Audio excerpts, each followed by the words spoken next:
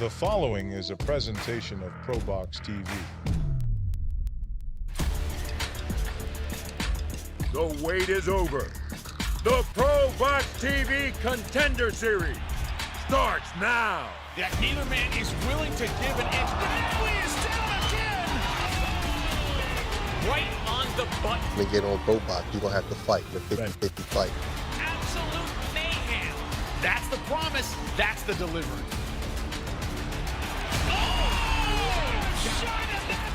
The ProBox TV stable is one of the best in boxing right now. Sink or swim, this is what the fans have been asking for. A stunning performance. At ProBox TV, runners and holders need not apply. This is what the fans have been asking for. Real boxing. Two hungry lions, no A-side, no B-side, just great fights. Count him out. Oh, goodness. That's the ProBox TV motto. Good fighters in great fights.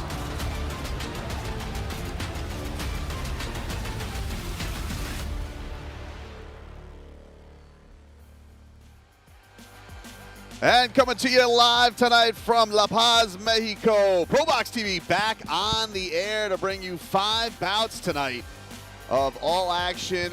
Excited to have you here tonight. Join us as south of the border, ready to bring the sweet sides to you. Brendan Tobin alongside Chris Algieri here from our ProBox studios. And Chris, excited for another night of action here on ProBox TV and seeing what these fighters have to bring for us. Another night after another afternoon of boxing. We are here all day locked in on Saturday here on ProBox TV, but I've been excited for these Mexico cards, man. They never disappoint. Never disappoint, always bringing the action, and we expect the same thing here tonight as we got you 5 bouts. Our main event tonight, Luis Nuñez taking on Carlos Perez in the featherweight division. 10 rounds of action as Nuñez, coming from the Dominican Republic, looking to stay undefeated against Carlos Gatito Perez. So excited to see what these guys have for us as we'll give you 5 fights here tonight. And we'll start it off here tonight. We're going to start off in the bantamweight division here as we get it going. Wilver Lopez coming into this matchup against Omer Serato. 18 years old for Wilver Lopez, stands 5'6", weighing in at 122 pounds, and has a 67-inch reach. As you see, Serato there has a 2-inch reach advantage, stands 5'8". He's 20 years old. We'll send it off and get this underway. Send to our ring announcer, Manny Morales, to start off our night.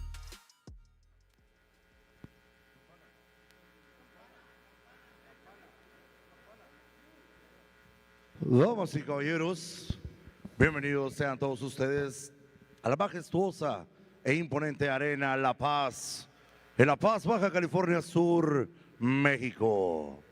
TM Boxing, RF Producciones, ProBox TV y Samson Leo Wicks los invitan a esta gran velada y para ello pedimos la presencia en el ring del peleador de la Ciudad de México, Omar Serato.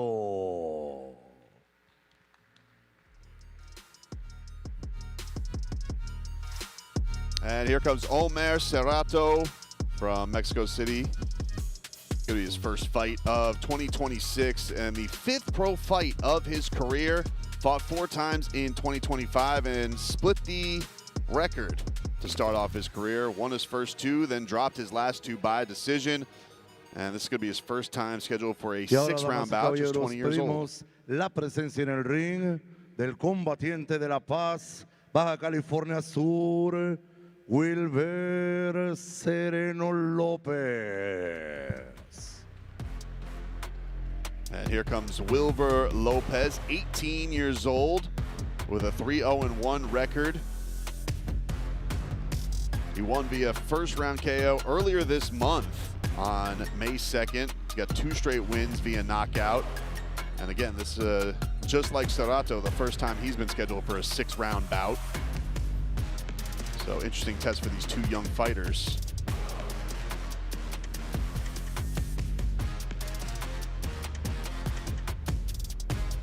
Our bouncer in the ring. Serato going to be wearing the red out of our blue corner. And Lopez going to be wearing the blue trunks in our red corner. Damas y caballeros, bienvenidos sean todos ustedes a la primera pelea de la noche.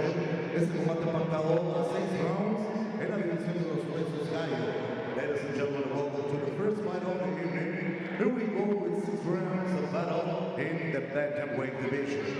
El referee en turno a cargo de las actividades, your referee inside the ring, de La Paz, Baja California Sur, Fernando Blanco. Presentando de manera inicial, peleando en la esquina azul. Introducing first, representing the blue corner, vistiendo pantaloncillo en color naranja. He is wearing orange trunks. Su récord profesional, 2 victorias, incluyendo un knockout y 2 derrotas. He has 2 victories, including 1 KO against 2 defeats. Damas y caballeros, desde la capital del país, Ciudad de México, aquí está el Squeeze, Omar Serato.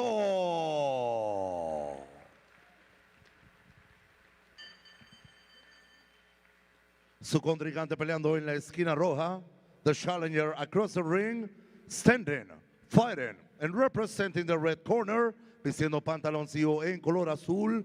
He is wearing blue trunks. Su récord profesional, 3 victorias, incluyendo 2 knockouts y 1 empate. Professional career, 3 victories, including 2 KOs with 1 draw. Damas y caballeros, desde la colonia Puerto San Carlos, La Paz, Baja California Sur, el sereno, Wilber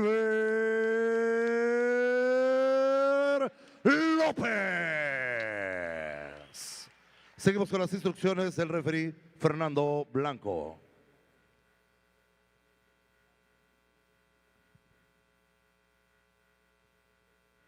Fernando Blanco. En una pelea limpia, ustedes son unos profesionales, no golpes abajo del cinturón, no golpes atrás de la nuca. Vamos, choquen los guantes y que gane el mejor. A sus esquinas. 6 rounds of action. They touch gloves and ready for our night here on ProBox TV to get underway. The first of 5 bouts that will bring you. Later on, our main event, Luis Nuñez against Carlos Perez. But we're off here with Wilber Lopez against Omar Serato. Now you see Lopez, 18 years of age. His opponent, Serato, 20. Both of these guys already have a few professional fights, which is not that uncommon in Mexico. Oftentimes you'll see guys that turn pro at 16 years old. Don't see that much in the States, but... And some early action between both of them. In fact, you never see it in the States because I believe you have to be 18 years of age in order to get a professional license. But in Mexico, a little bit younger, a little different. Guys did not need to be introduced to each other. Right to work.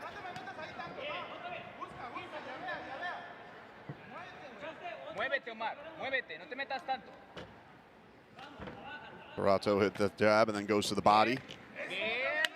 Gets out of the way of that hook from Lopez. You see Serato with the height, reach, and age advantage. Trying to take advantage, banging in the middle there. Good shot there by Serato. Good right hand, catches Lopez. Some more uppercuts there landing for Serato. Another combination, snaps back the head of Lopez, and Lopez tries to return fire. Nice uppercut gets through for Serato.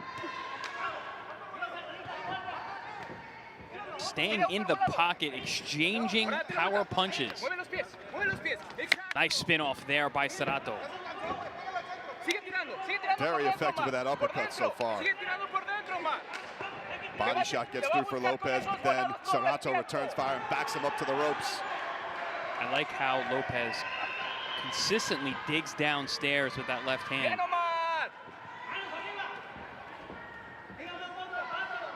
Another right gets through for Serato. Not a lot of defense coming his way, and he gets snapped back once again from that jab, then the right up top.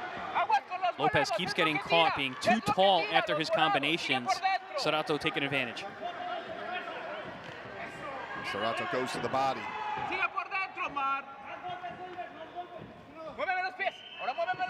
I feel like these two could fight in an 8-by-8-foot ring. They're not running away from each other, that's Yeah, for sure. not a lot of footwork on display here. These guys are in heavy exchanges. Another hook lands there for Serato. Has Lopez backed up. He tries to return fire to the body. And there gets a hook up top.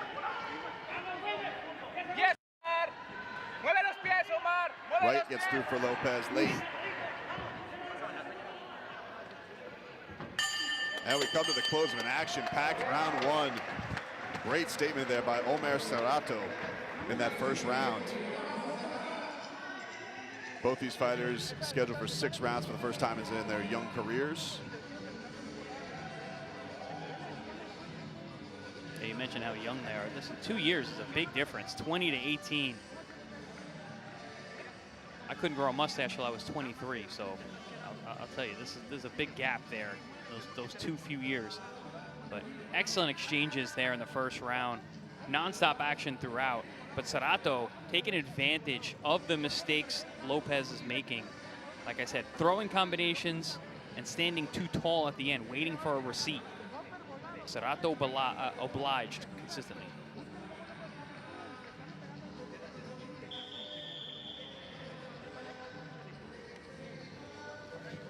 Damas y caballeros, arrancamos con el segundo round. This is the round number 2.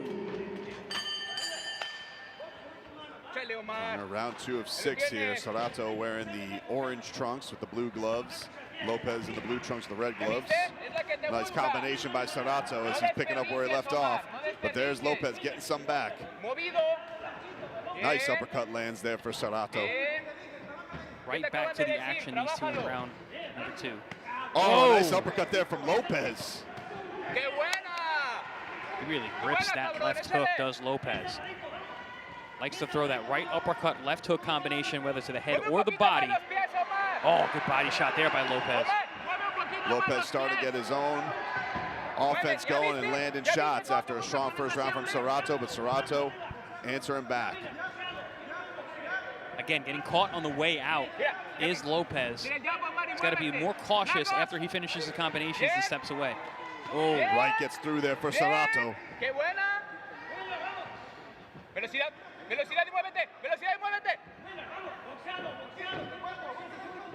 No desperdicies, Omar. Fíjate bien a dónde.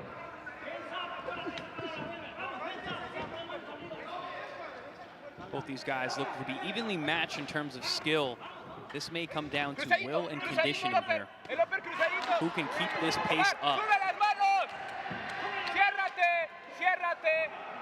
Hook touches Serato. Lopez gets him again, finding a home there with it. Serato's got him backing up. Nice push off there by Serato, using that lead elbow to frame Lopez and keep him in position. That maturity is showing. Isn't that wild? Maturity at 20. that's the differential between these two.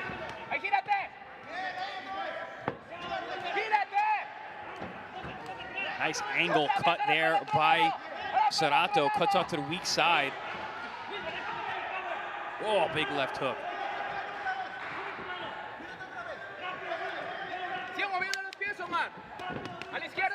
Nice combination. Oh! Serato drops Lopez with a hook. He's right back up, taking the referee's count. He has yet to have an answer for that hook on defense from Serato, but he's coming right back to get his own. Yeah, Lopez is so offensive-minded. As soon as he's done throwing combinations, he forgets that there's going to be something coming back. Trying to get his wits about him after getting dropped to the canvas here in the closing seconds of round number 2. Serato eats a body shot and then a right up top from Lopez. Yeah, I don't think Lopez was too hurt. More of a flash knockdown. Got caught in the exchange. You see Lopez actually holding on a little bit, but getting cracked consistently here at the end of round 2. Now we come to the end of round 2, and Omar Serato with the moment of the round, dropping Wilber Lopez.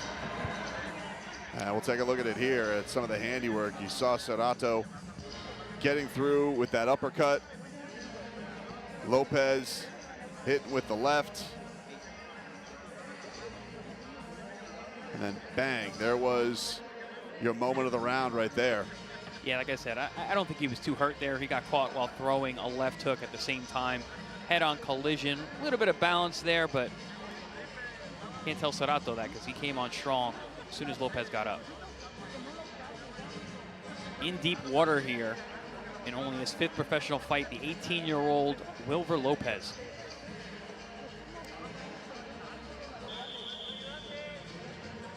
And Serato looking to bounce back as he also has 4 fights in his career. Won the first 2 and then dropped the last 2 by decision. So he's looking to bounce back, get back in the win column here in the early starts of their careers. So far, so good. He's looked good these first 2 rounds. I got him up 2-0. That's Serato. Nice right hand lands there for Serato as he's got him backing up.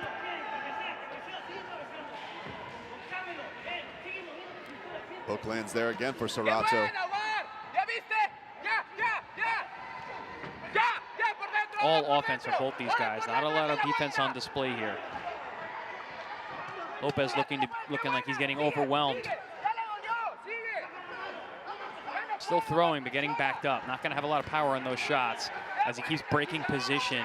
Oh, and another shot lands. Serato has dropped Lopez for the 2nd time in this fight. Taking a lot more time on this one. Yeah, this different knockdown than the first one. The first one was more of a flash. This one, he looks hurt, still hurt. Comes through. Referee checking on him. Still got a long way to go in this 3rd round. About 2 minutes left, and Serato right back where he started, attacking. Hits him in the body again, and he takes a knee. Have to wonder if Lopez is going to want to continue after this one. Yeah, this could be it. If not, him staying down, then his corner. The ref calls it off. And Fernando Blanco, our referee, waves it off. And Omer Serato gets himself back in the win column with a stoppage in round number 3. And you know, I can't knock the ref for that. I think that was a correct stoppage. Lopez was getting overwhelmed. There's that exact same combination as the first round that put him, a 2nd round that he went down. They traded left hooks. Serato's was bigger. Yeah, this time taking a while to get up. Not like the first time. Got right up in the 2nd round. This round went down, stayed down a little longer. Then another series of punches puts Lopez down. Ref had seen enough. Lived to fight another day for the young Wilver Lopez. Serato just kept finding a home for that left hook the entire fight. And a nice win for him to keep his career going. He's going to improve to 3-2. Gets his 2nd KO victory.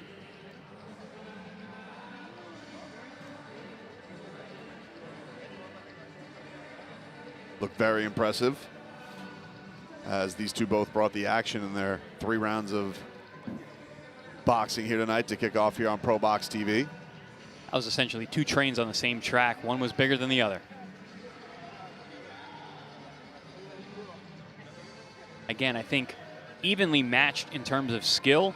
It was just a maturity and strength difference between the two.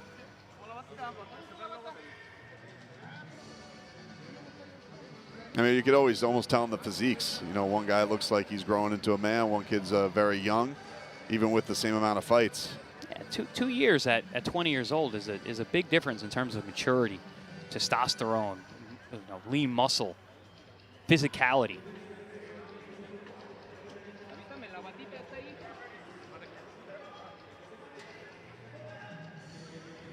And a nice start to the night here from Omar Serato.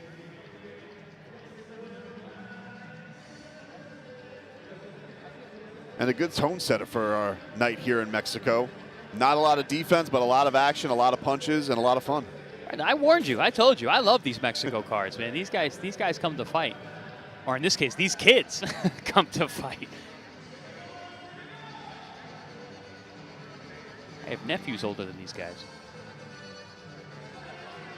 Still got Wilver Lopez sitting on the stool in the corner, and now he's set to the center of the ring, and we'll make this one official and send it to Manny Morales.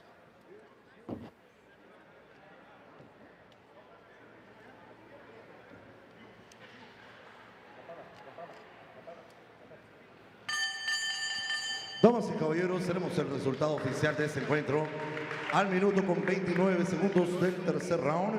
Ladies and gentlemen, the end of the fight comes a better first minute with 29 seconds of round number 3 para el vencedor por nocaut técnico. To the winner by TKO victory, Squeezy Omar Serato.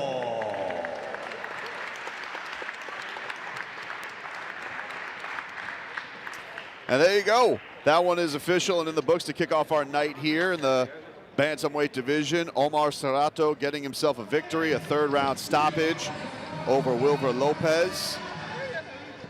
And an action-packed one to start our night here on ProBox TV. The first of 5 here. We'll see some of the handiwork by Omar Serato.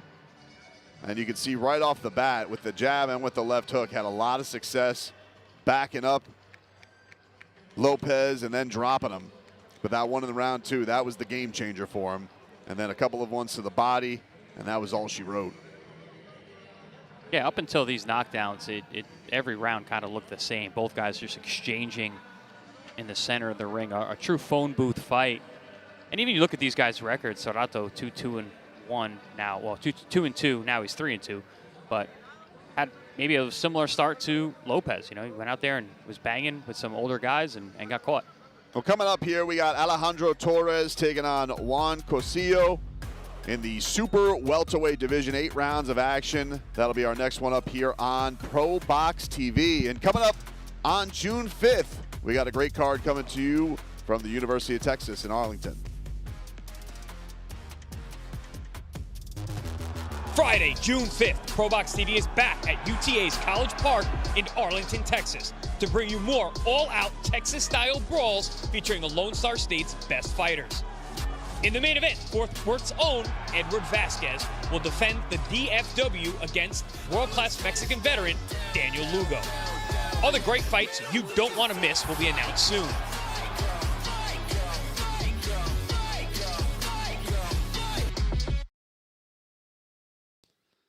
And we got that one. That's going to be exciting. Coming your way June 5th, Edward Vasquez against Daniel Lugo. Cannot wait for that one, Chris. Yeah, I mean, listen, Texas is one of my favorite states in all of the United States, and the fight fans there are fantastic. The fight fans come out for the fights, and Edward Vasquez is a very popular guy. He's going to bring it, but he's got a real tough customer in front of him. Daniel Lugo brings it. What do you think is on the line for these guys in this opportunity? Listen, with Daniel Lugo, he's only lost to good fighters. Same thing with Edward Vasquez, but Ed has actually been in world title fights. He's been to that summit.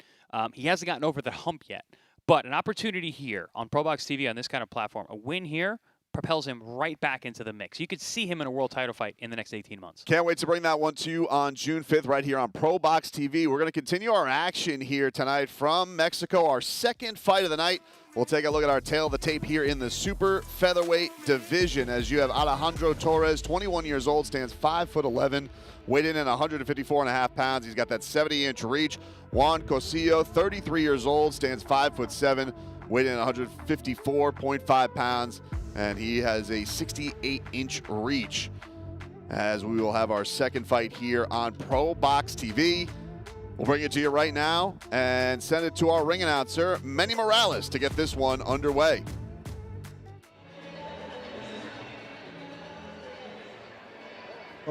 Damas y caballeros, TM Boxing, RF Producciones, ProBox TV y Samsung Leo Weeks traen para ustedes la siguiente pelea. Y para ello invitamos al ring al peleador de La Paz, Baja California Sur, el Perrón, Juan Cosio.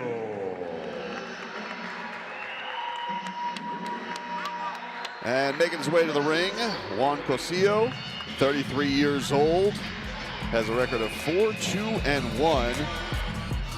Looking to bounce back, had a TKO loss in October of 2025. Stopped late in that one. That was a 6-round bout. He was stopped in the 6th round. Had 2 wins prior to that in 2025. It's going to be his first time in an 8-round scheduled bout. Okay. Got that electric pink trunks. Can't miss. Rocking that pink. Yeah. Recibamos en el recinto de los golpes al peleador de Tepic, Nayarit, Alejandro Torres.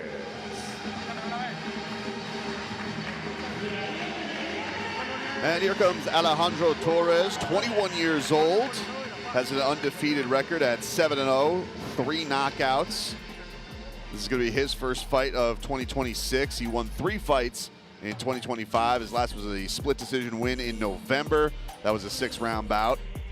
And just like Cosio, this is the first time he's been scheduled for 8 rounds in his career. It's gone the distance 6 rounds twice, so could be some new territory for both these guys if it goes into deep waters.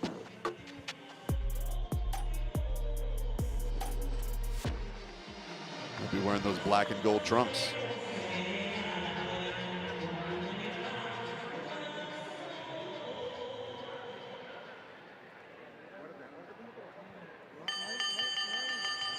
Damas y caballeros, la siguiente pelea de la noche pactada a 8 rounds en la división de los pesos Super Welter.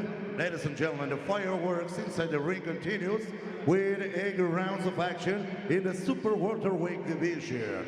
El referee en turno a cargo de las actividades, your referee, Fernando Blanco. Presentando de manera inicial, peleando en la esquina azul. Introducing first, fighting at the blue corner, vistiendo de rosa con blanco, he's wearing pink and white trunks. Su récord profesional, 4 victorias, incluyendo 2 knockouts, 2 derrotas y un empate. Professional record consisting of 4 victories with 2 KOs, 2 defeats with 1 draw. Damas y caballeros, directamente desde la colonia Pueblo Nuevo de La Paz, Baja California Sur, aquí está Juan el Perrón Cosio.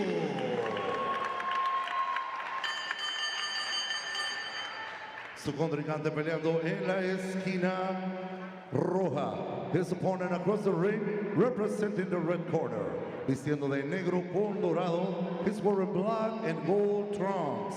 Su récord profesional e invicto, 7 peleas, 7 victorias, incluyendo 3 knockouts. He has a professional, impressionant, undisputed career, a perfect one.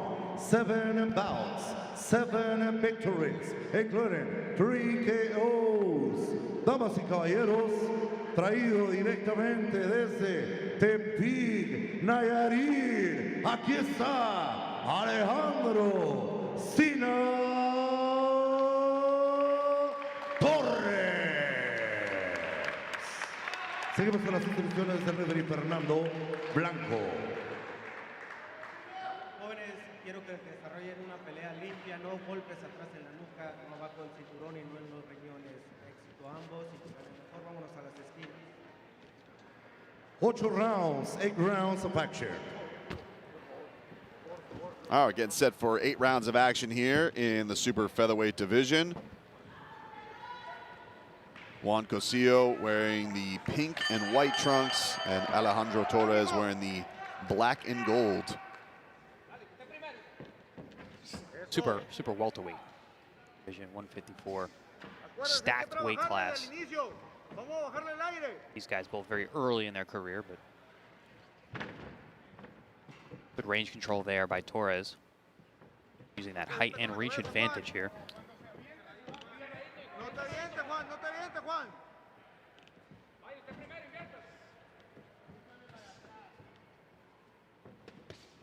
Nice shot there by Torres. What a difference on the first fight, right? None of these guys came out. Those guys came out, met right in the center, started banging here. We got some range control. We're seeing some jabs. A little more seasoned on the records and on the age. A little more controlled.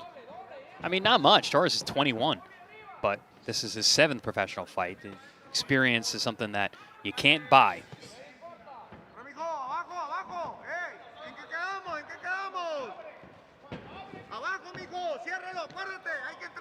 Torres, you see here, has a pretty good understanding of the sweet science. Hit and don't be hit. Utilizing every inch of that, what looks to be a very small ring. Nice body shot there from Torres. Gotta be careful. You gotta set that up. You wanna go right, lead right to the body. Usually very exposed.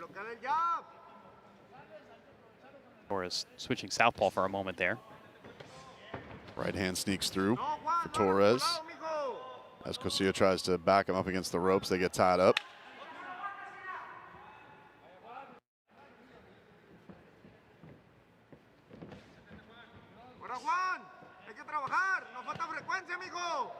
Notice how when Torres backs out, hands high, very different than what we saw in that first fight with Lopez, who was backing out with his hands down, was getting caught on the way out.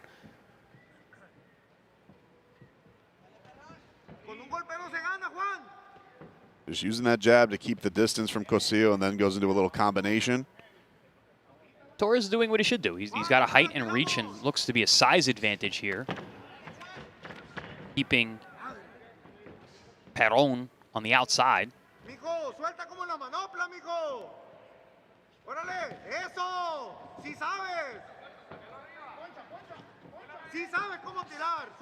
Nice combination there from Torres. Goes back with the right up top.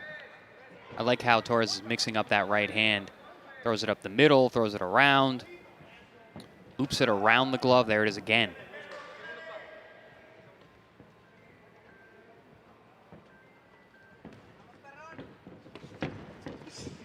Good feint and change of direction there.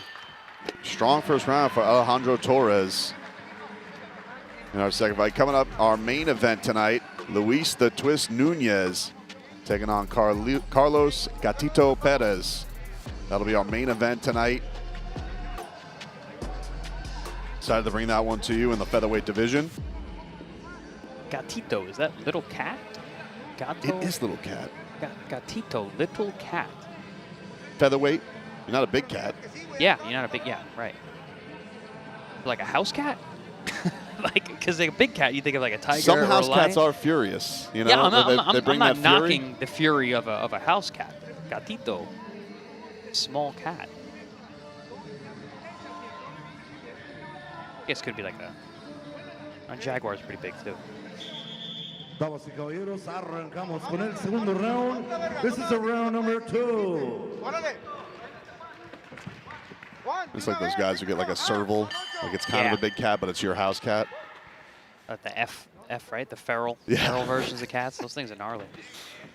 So here we go with round 2. Alejandro Torres wearing the black and gold trunks. A strong first round for him against Juan Cosio, who's wearing the pink. Our referee, Fernando Blanco. Yeah, Cosio's having a hard time closing the distance, getting the inside. You know, shorter, stockier guy.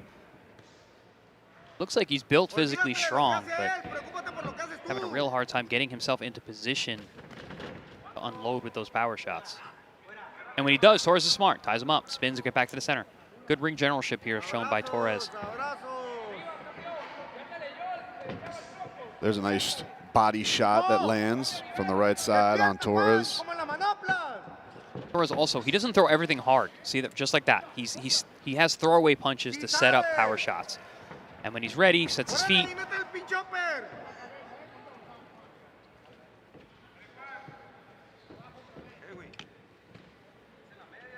Flicks that jab in Cosio's face. Always keeping it at a distance. Keeping this fight on his terms. Torres needs to be careful with that right hand. It's not coming back to home all that often. When you got those looping shots from a shorter fighter catching him as you're pulling out, there's a danger. Yeah, a couple one buzzing right by him there. Good body shot there by Torres. And there, that's exactly the shot I was talking about. That left hook, as Torres pulls out, that right hand is floating too low.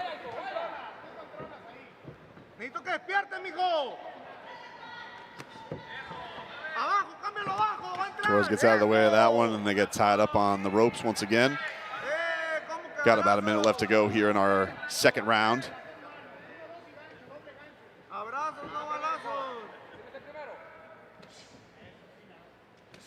Torres sticks the jab there in face of Cosio.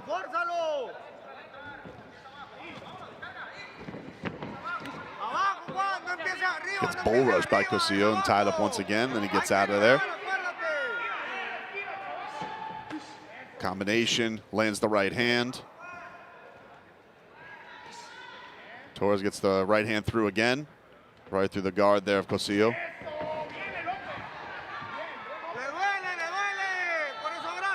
More pressure coming from Cosio here. Starting to see Torres looking a little less comfortable than he was in the first round, where he was in total control.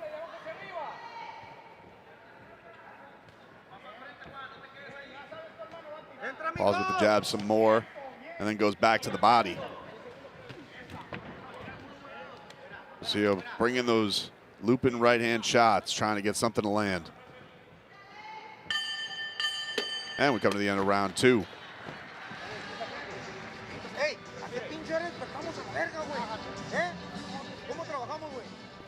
You can see some body work here from Torres, and then those buzzing, big looping shots nearly landing there for Cosio.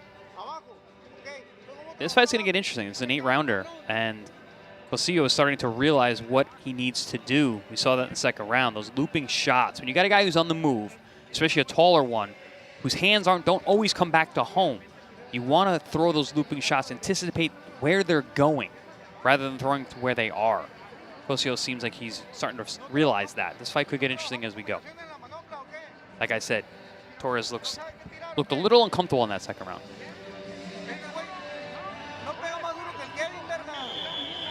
Damas y caballeros, arrancamos con el tercer round. This is the third round of the fight. And round 3 underway here on ProBox TV. Bringing you some fights from Mexico tonight. It's our second of 5.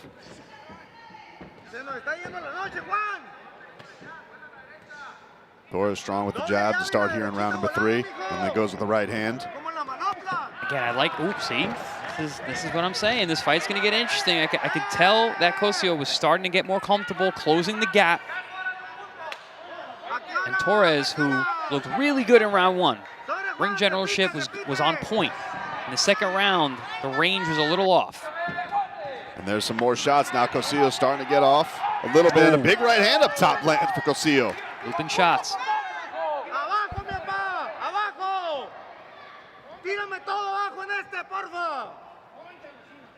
Like I can only hear Cosio's corner saying the right things. Want them to attack the body as well.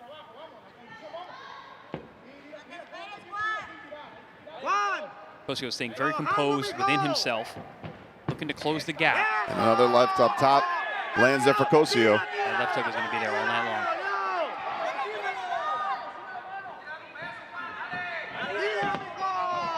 Seems much more comfortable than he did early on. And now he's got Torres backing up. And there's another left that gets through. And maybe even more importantly is that Torres looks much more uncomfortable as Cosio pushes forward. There's another left that lands there for Cosio. And then a right up top. Cosio got the memo.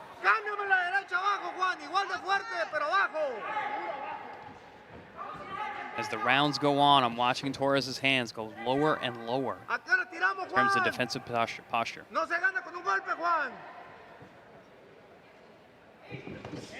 Good combination there, that uppercut, well timed.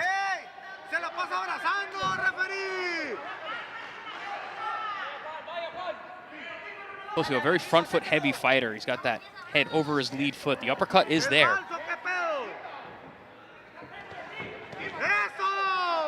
Right hand of the body gets through for Cosio as they get tied up again. As we get to the closing 30 seconds of this third round.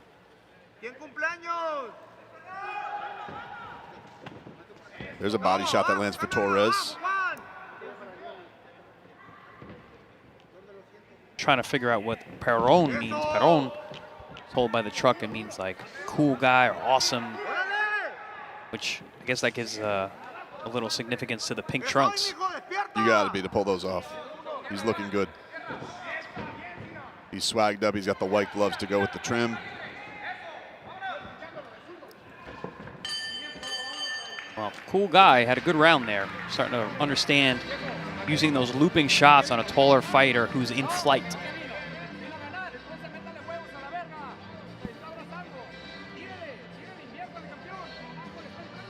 Juan Cosio, after getting through some rough waters in the first, now settling in nicely and landing some of these looping shots. Finding a home for it. Getting himself back in the game here against Torres. Good read from Cosio in his corner, as they were seeing the same things I was seeing from Torres, whose movement was a little erratic. Whereas you see Torres, you see Cosio here, very calm in the corner. Damas y caballeros, aquí vamos con el cuarto round. This is the round number 4. Round 4 underway. This one's scheduled for 8, both a first for these fighters. Torres comes out, flicking that jab.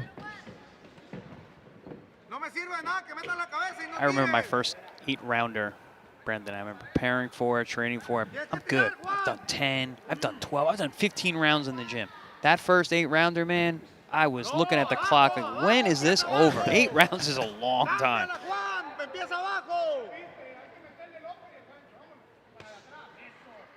Sharp jab there from Torres. I'd like to see more of that. More assertive with these punches like we saw early in round 1. Now we're seeing that a little better now. He's setting his feet. Still, he's getting caught with that left hook on his exit. It definitely seems like he knows he's got more of a live dog coming back at him now. Cosio ducking through and trying to load up on those looping punches to get in there. There's one to the body before they get tied up. Cosio is one of those crafty guys that he's going to set traps for you. He's going to analyze you early on and look for the openings.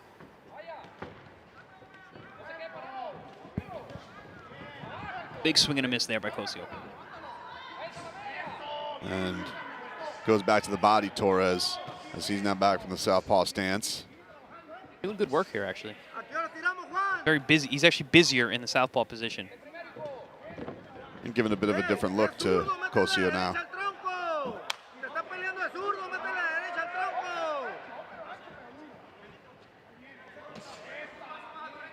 Buzzing left shot there for Torres. And that one gets through. Nice little combination. Nice little 2-1. Southpaw position. Straight left hand. Hard power jab over the top. Torres switches southpaw in this round and looks like he's finding a little success against Cosio. It's a good reset round because round 3 was a good round for Cosio. Seemed like he was getting more comfortable finding his rhythm. And Torres switched it up. Now he's back orthodox. Flicks that strong jab. As they get tied up. But a nice adjustment there from Torres to give him a different look, and almost feels like he's reset himself. Yeah, I agree. He looks way more comfortable now. Like he's back in control. Cosio misses with that one. Briefly tied up.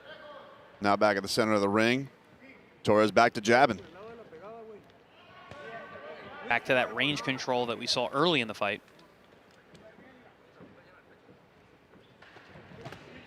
There's a big, strong right attempt by Cosio. And we come to the end of round 4. Halfway through this one.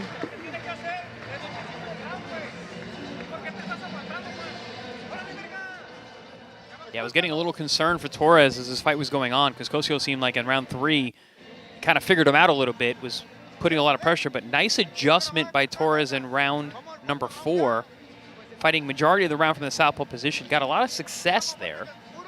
And once again, looks comfortable, looks in control. Nice little reset, not only for the fight itself, but like you said, himself. It looks like he reset himself, and he feels more confident and comfortable once again.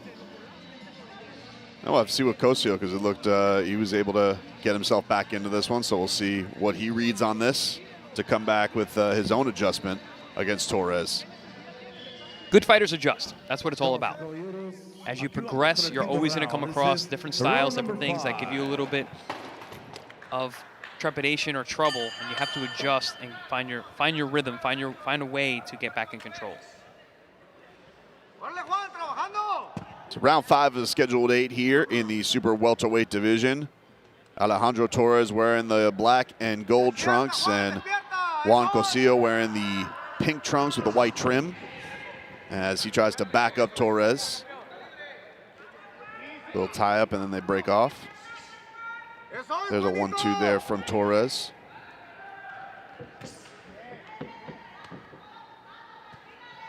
Torres needs to get back to throwing those assertive punches to get some respect from Cosio so he doesn't just walk him down and wing hooks like we've seen. Our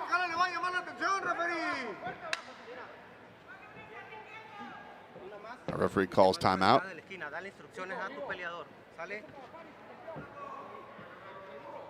Referee saying something to the corner.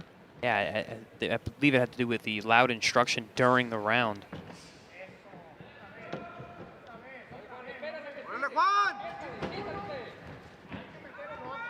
I mean, maybe the gym's just got good acoustics. I mean, I can hear everything he's saying. That warning didn't seem to deter the corner whatsoever.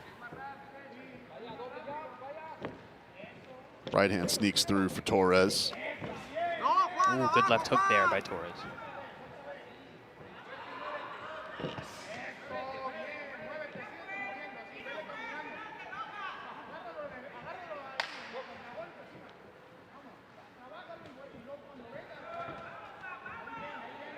Both these guys going 8 for the first time, but energy expenditure-wise, Torres working much harder than Cosio is. So I wonder how this is going to look in the next couple rounds as we get closer to the final round.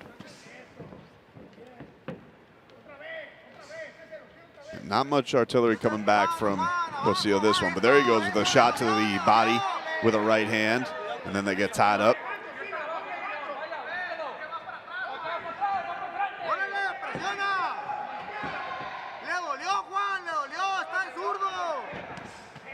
Got Torres back in that southpaw stance, where he had a lot of success last round. Kind of makes me think, like, does he do that when he's uncomfortable? Is this a little bit of a tell that things aren't working out for him, so he's trying something else? Strong left hand to the body, then gets out of the way. Looping shots from Cosio. Oh, and got a little beautiful check shot there with the right hand, or the left hand there from Torres. Yeah, a little left uppercut from that southpaw position. Put Cosio in his place for the time being. Best punch of the round there from Torres. That might have been the best punch of the fight for either man. And you see now, Cosio's a little more cautious. Had to make him pay for those bull rushes at one point. Yeah, at some point, when you got a guy coming at you like that, you got to get some respect. And that's what I meant about Torres throwing more assertive punches. So we didn't see that for a couple rounds. This round, he set down a little bit, even though he was switching sides. Caught the on-rushing Cosio with this uppercut right there. Bang, good shot. Found a lot of success with that, putting that left in the back.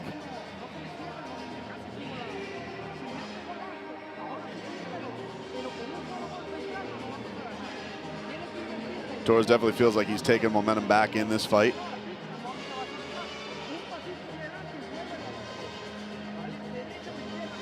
And now Cosio's corner can do instructions at their level and leisure that they want to, without any talking to from the ref. Without getting barked at by the ref. Damas y caballeros, continuamos con el sexto round. This is the round number 6.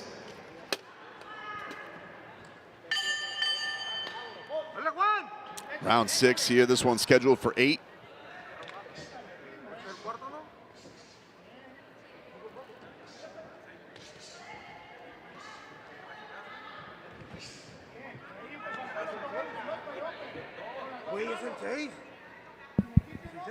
Torres tried an uppercut once again now from the orthodox position. Well-timed shot. There it is again. Seems like he found a home for the uppercut, whether it's the right or the left. Like I said, Cosio fights very heavy over that front foot. That uppercut is there. Strong combination there from Torres. Ever since that left uppercut in the last round, Cosio much more cautious. I believe the respect has been earned.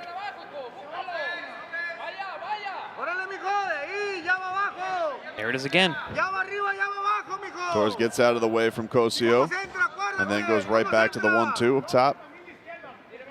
Torres looks like he's in round one once again. Very comfortable, very confident.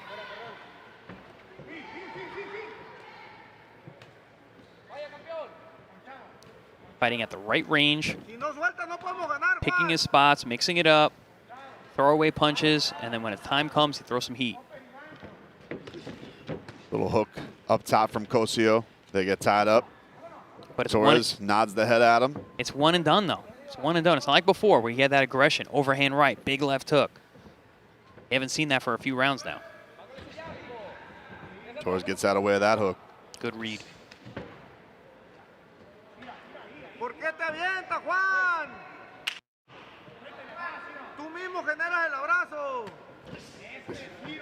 Body work there from Torres. Oh. There's a cracking right shot from Cosio.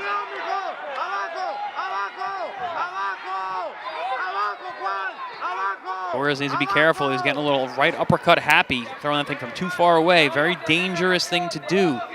Makes me think of Evander Holyfield and Buster Douglas. Geez, 40 years ago now, 30 years ago.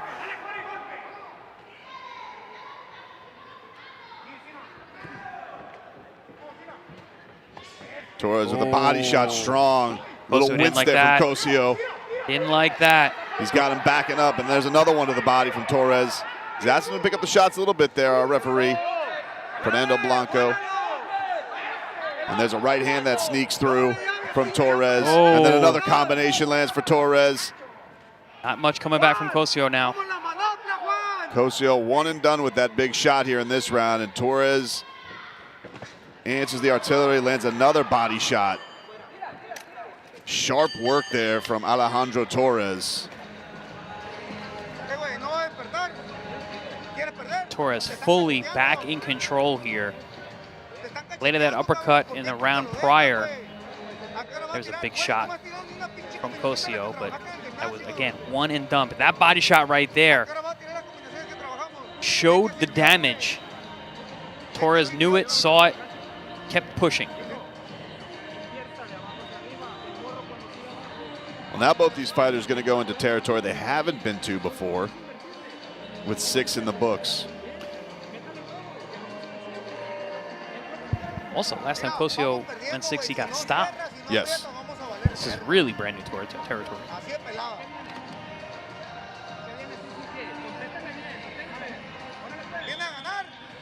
Damas y caballeros, aquí vamos con el séptimo round. This is the round number 7. The penultimate round.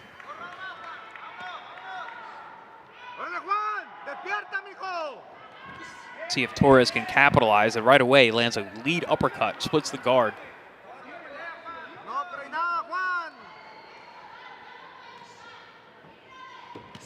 Oh, another uppercut there for Torres, this time with the right hand.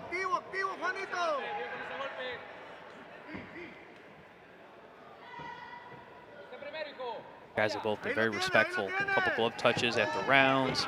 Right there, a little chopping shot caught. Cosio behind the head. Torres gave him a little nod like, yep, my bad.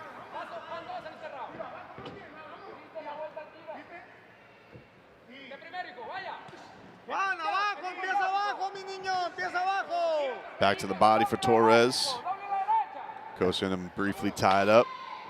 Really would love to see Torres be a little more authoritative with that jab. There's opportunities for him to pound that thing through the guard. Not a lot of head movement from Cosio. Stands right in front, heavy over that front foot.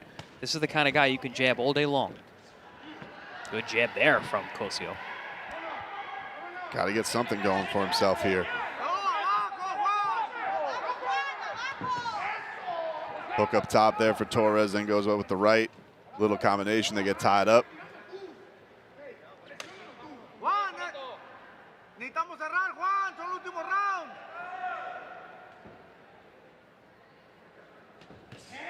Strong right hand there from Torres. Seems to me like the fight has been beaten out of Cosio at this point. It's been a few rounds since it looked like he was actually trying to win. Yeah, it would feel like Torres has to run into a real mistake.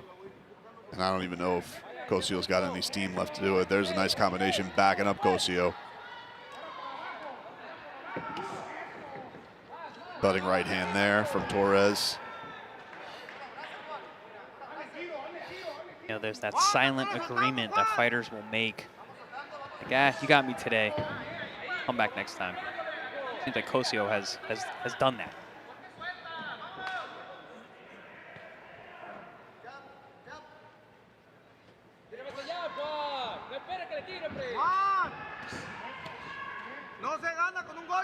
You know Torres has got to be feeling comfortable, doesn't feel a threat because we haven't seen him turn southpaw in a couple rounds. Good point. Good point. It was only happened when he was feeling uncomfortable and had to reset.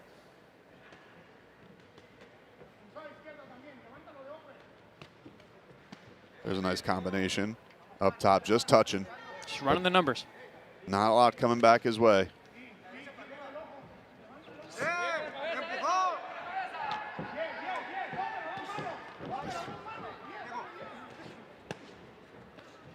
Torres not a physical guy, but being physical enough. Pushing off on Cosio, able to push him back, break position. Well, coming up June 5th here on ProBox TV, Edward Vasquez taking on Daniel Lugo from College Park Center at the University of Texas in Arlington. Great action for you from the Lone Star State. Vasquez 19-3 with 6 KOs. Lugo 28-3-1 with 19 knockouts. Excited to bring that one to you here in a couple of weeks. Excited to keep on bringing you this action here from Mexico, as we'll have 3 more bouts after this one tonight, with a main event in the featherweight division between Luis Nuñez and Carlos Perez. Got one more round here in the super welterweight division between Alejandro Torres at the bright age of 21 years old. There's his opponent, Juan Cosio. Torres at this point in total control, has domesticated Cosio. This is the round number 8, the final round of the fight. See here if Torres goes for it. Not known as a puncher, only 3 KOs in his 7 wins, and you can see from how this fight has gone, he's not really a puncher. But he'd have to get one of those sharp body shots to get in the right place, if so. Yeah, that's been the most damaging shot by either man tonight has been, I believe it was a right uppercut that strafed the body of Cosio, had him in some trouble there. Big swing and a miss.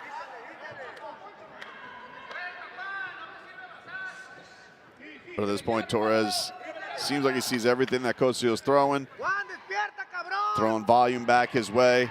Which isn't much, Brendan. There's not a lot coming back from Cosio at this point. Big looping, one shot at a time with those bright white gloves. This fight got difficult for about a round and a half. Torres made some nice adjustments, one of which was turning southpaw. Another one was just taking the power off those shots. There we see it again, cutting some angles.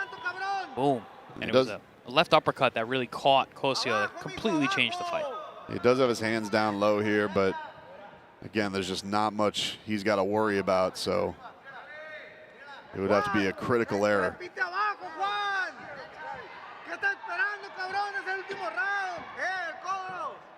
Listen, he is making mistakes. He is doing things wrong, but there's nothing coming back.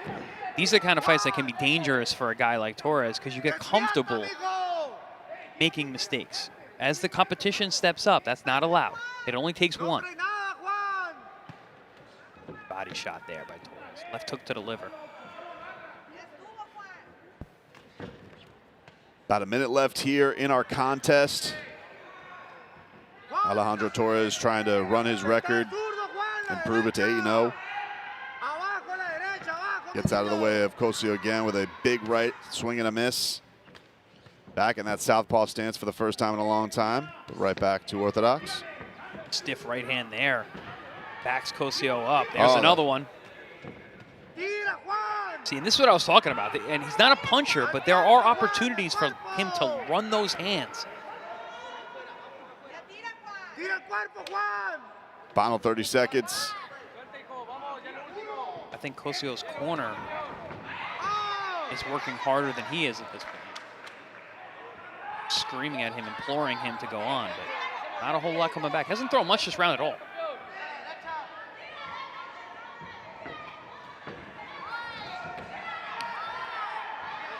Closing seconds here in our final round. And some parting shots there from Cosio finally. But the damage may be done. Can't take the punches with you, as they say. And we close our bout here. Alejandro Torres likely on his way to a decision victory.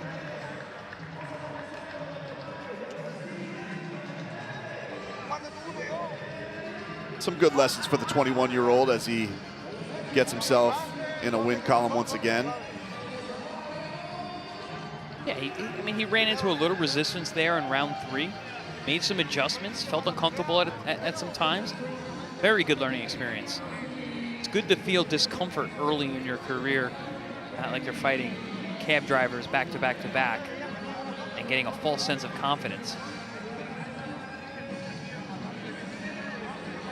Not that there's not a lot of cab drivers out there who can really fight, especially in Mexico.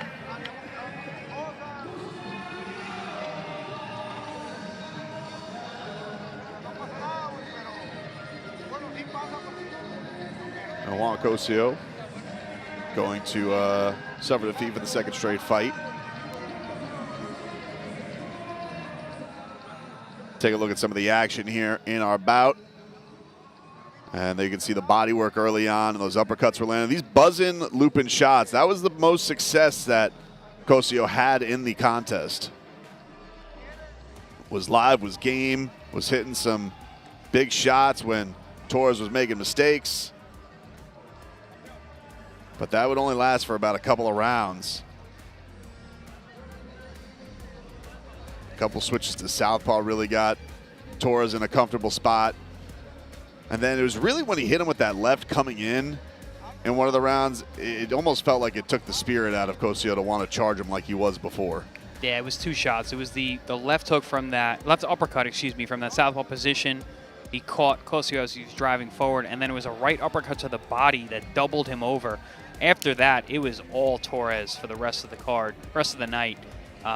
In total control, kept the distance, let his hands fly, and just not a lot coming back from Cosio.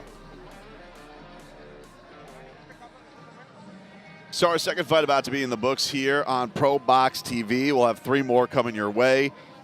Our main event tonight, Luis Nuñez against Carlos Perez. Excited to bring that to you. That'll be 10 rounds in the featherweight division.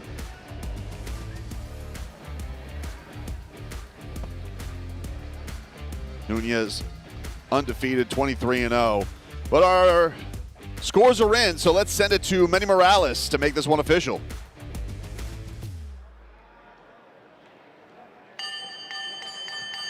Damas y caballeros, luego de 8 rounds llenos de acción, nos vamos a la decisión de los jueces. Ladies and gentlemen, after 8 tremendous rounds, here we go to the scorecards. El juez Jaime García anotó la pelea 76-76, empate. His score's about 76-76, a draw.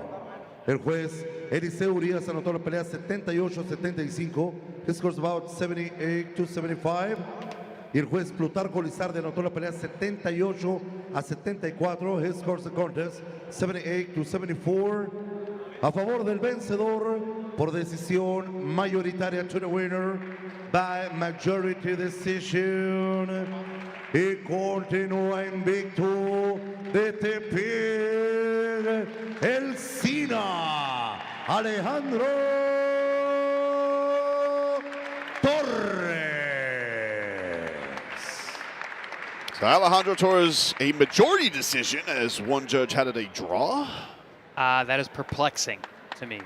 And we see this time and time again where certain judges only care about the guy coming forward.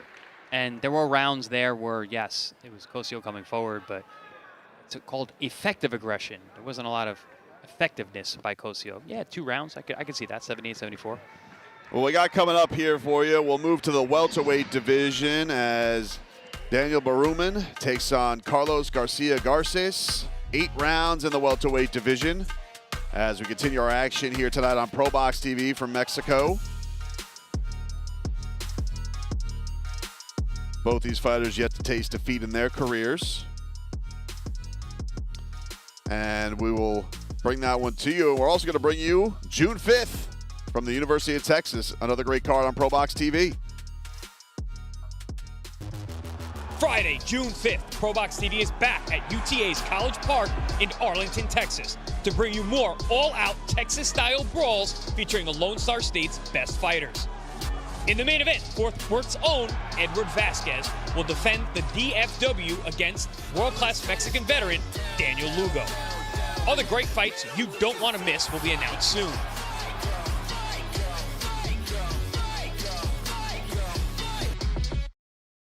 To bring that one to you from Texas between Perez and Lugo. That's going to be a great matchup.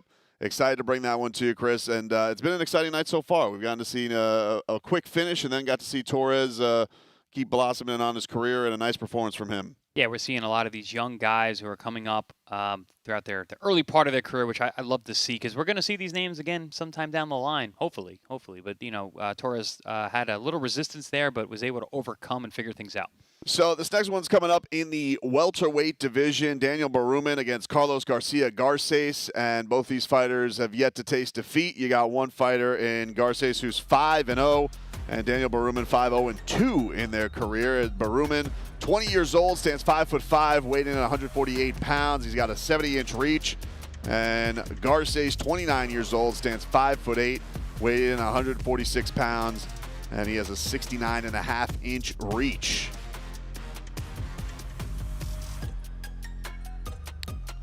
We're set for this one to go. We continue our night of action here. Let's send it to Manny Morales to get our fighters to the ring.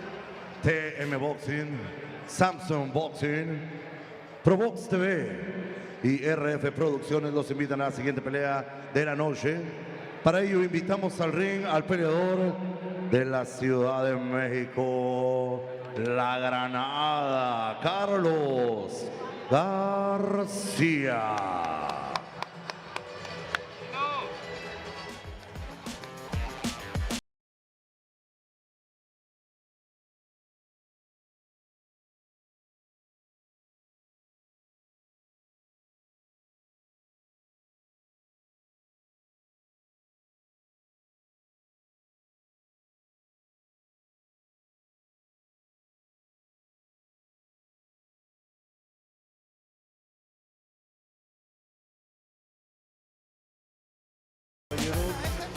Recibamos en el ring al peleador de La Paz, Baja California Sur, Daniel Berumen.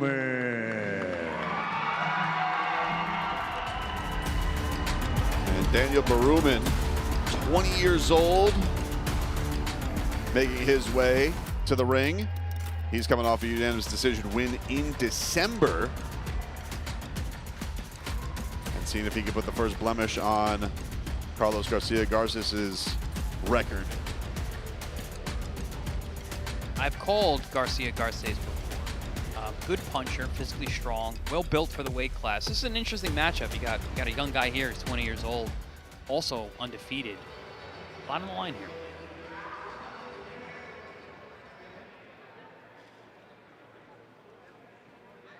Our combatants in the ring.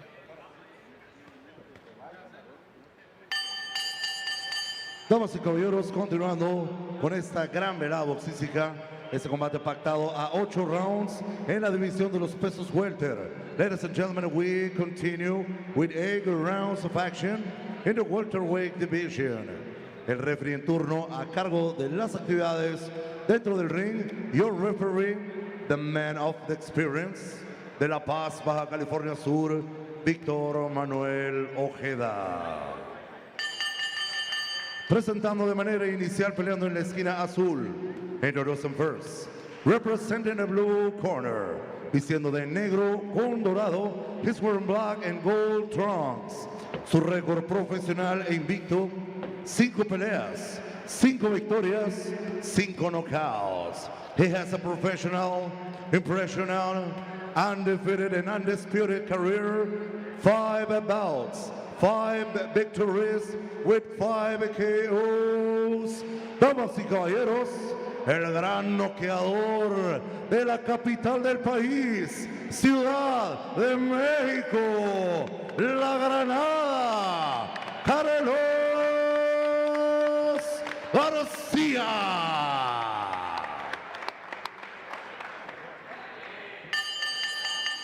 Su contrincante peleando en la esquina roja.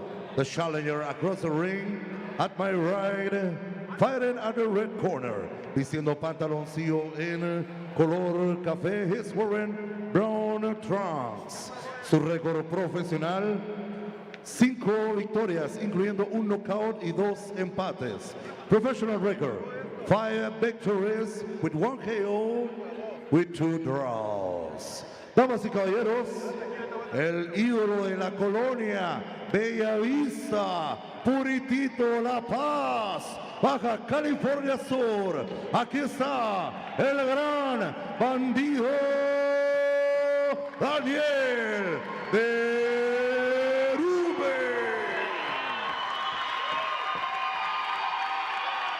Seguimos con las instrucciones del referee Víctor Manuel Ojeda.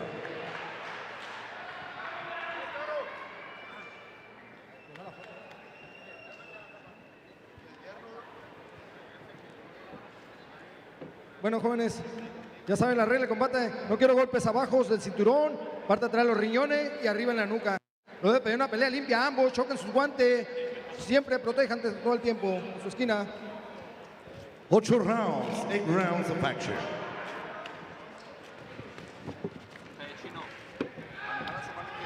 All right, all set to go here for our 3rd fight of the night. Here in the welterweight division, 8 rounds of action. Daniel Bumman in the brown trunks and Carlos Garcia Garces in the golden black.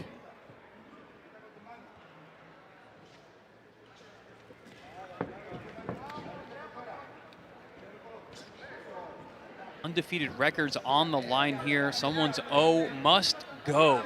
Love these kinds of fights.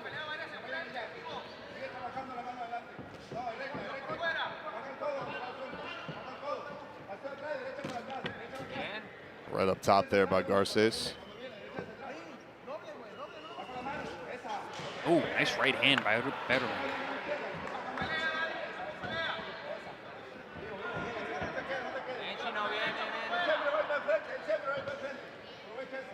Garcia, physically strong guy. 5-0, 5 KOs. This is a step up in terms of competition. Betterman looking all of the 20 years old that he is. Got a baby face, but skills speak for themselves, and that right hand ain't no baby.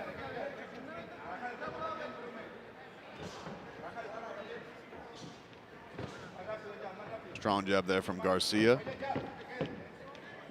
Yeah, Garcia needs to impose himself. Like I said, he's a physically strong guy. Got the power. But can he deliver it? Oh, nice hand there from Bumman. Betterman looking very strong. Jab there by Garcia, and a left hook counter.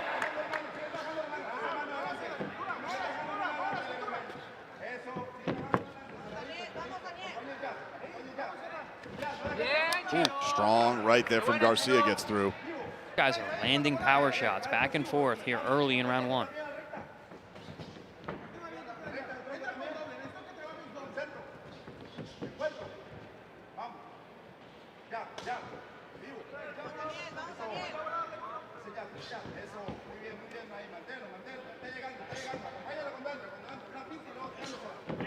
And a right sneaks through there from Betterman.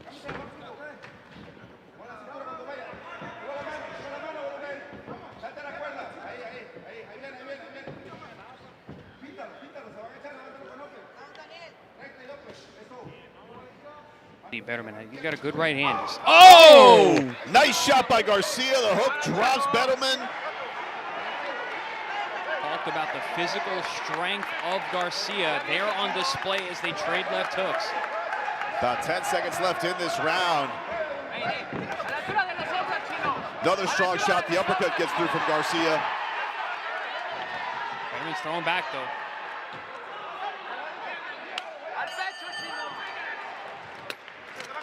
Carlos Garcia, Garces, what a nice shot there to put a stamp there in round number 1. Yeah, this was a hotly contested first round. Both guys landing, as we can see here in the replays, but it was this left hook blast of a shot. Puts Bumman on his butt there. Garcia, I mentioned, strong guy, 5 KOs in his 5 wins. I've called him before. Physically strong. Showed that there against the 20-year-old. Big left hook, puts his man down at the end of round 1. Well, tough test early here for the young 20-year-old.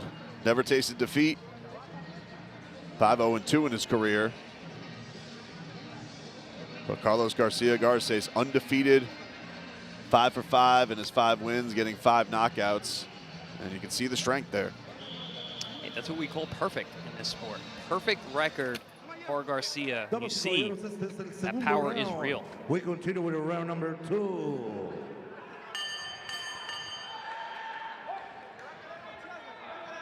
Round 2 of a scheduled 8. Garcia wearing the gold and black, and you got the brown trunks there for Bumman. Let's see if Bumman can steady himself after that flash knockdown. Gets hit with another left hook there. Takes it better, though.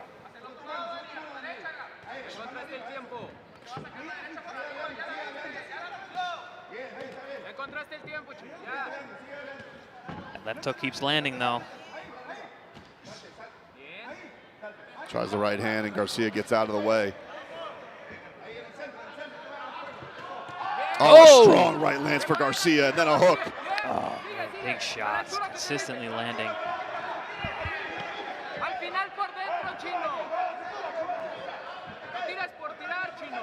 Carlos Garcia finding some strong shots in this bout so far.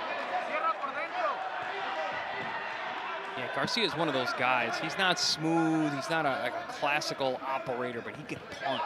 Oh, there's a thudding shot. Garcia drops Bumman again. Referee sent to the neutral corner, and Bumman back to his feet. But he can't keep taking shots like this. They are just clean and dangerous. Yeah, he looks a lot more hurt than he did the first knockdown. Twisted up, and here comes Garcia again. A lot of time in this round, and it looks like Bumman's still on shaky legs. Not only can Garcia punch, but he knows how to finish. He's got a 100% KO percentage. I've seen him operate. He hurts you, he wants to finish you.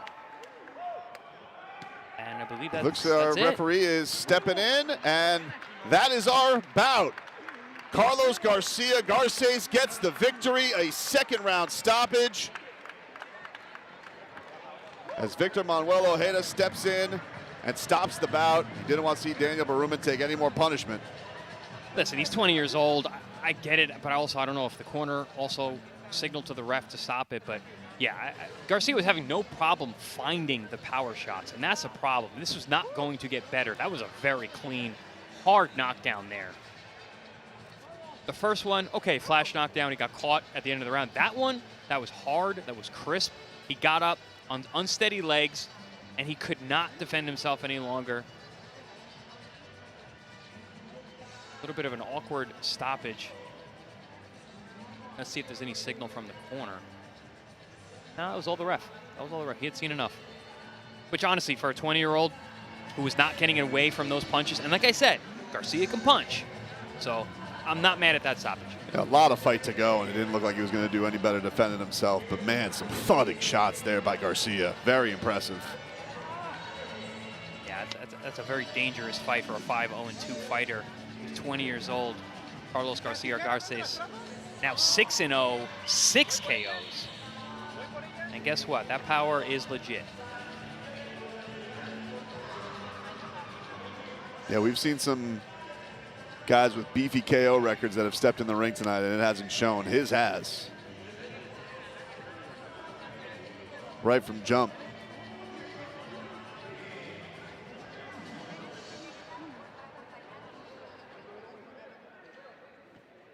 And he was doing it with both hands. Very impressive. Yeah, he was landing rights and lefts, but the left was the difference.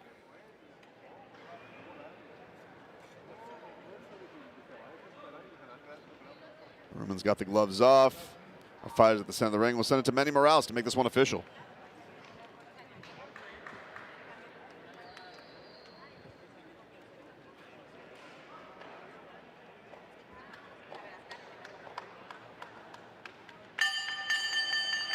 Damas y caballeros, tenemos el resultado oficial de este encuentro al minuto con 40 segundos del segundo round.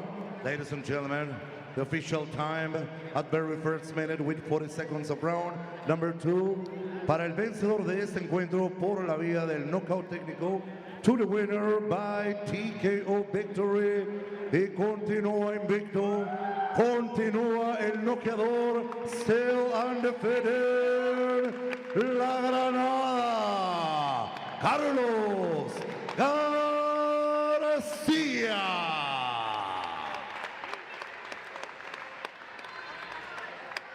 Some love between them both. Carlos Garcia getting the victory for himself and improves to 6-0 with 6 KOs in his career, getting the win over Daniel Bumman. An impressive showing by Garcia for sure. Take a look at some of the handiwork here and some of these power shots that landed for him. I mean, started off a sharp, competitive fight. Bumman was landing that right hand, was looking real sharp, maintaining distance, landing that left hook there, but it was this big left hook here by Garces that had him in a lot of trouble. And then boom, the right hand lands, more left hooks. And again, it was just, like I said, he wasn't able to defend against the power shots. And that one right there, that left hook put him down. Referee will step in to stop it shortly after that, after seeing more punishment being delivered by Garcia, who is turning out to be a legitimate puncher. 6-0, 6 knockouts for a reason. Very strong showing. The referee had seen enough. And Garcia gets the hand raised. Nice showing by him. Impressive. And we got coming up our co-main event. Jaime Osuna versus Oliver Kintana. That'll be 8 rounds in the middleweight division. As we continue here on ProBox TV from Mexico. And coming up on June 5th, we got a great one coming to you from the Lone Star State. Friday, June 5th, ProBox TV is back at UTA's College Park in Arlington, Texas, to bring you more all-out Texas-style brawls featuring the Lone Star State's best fighters.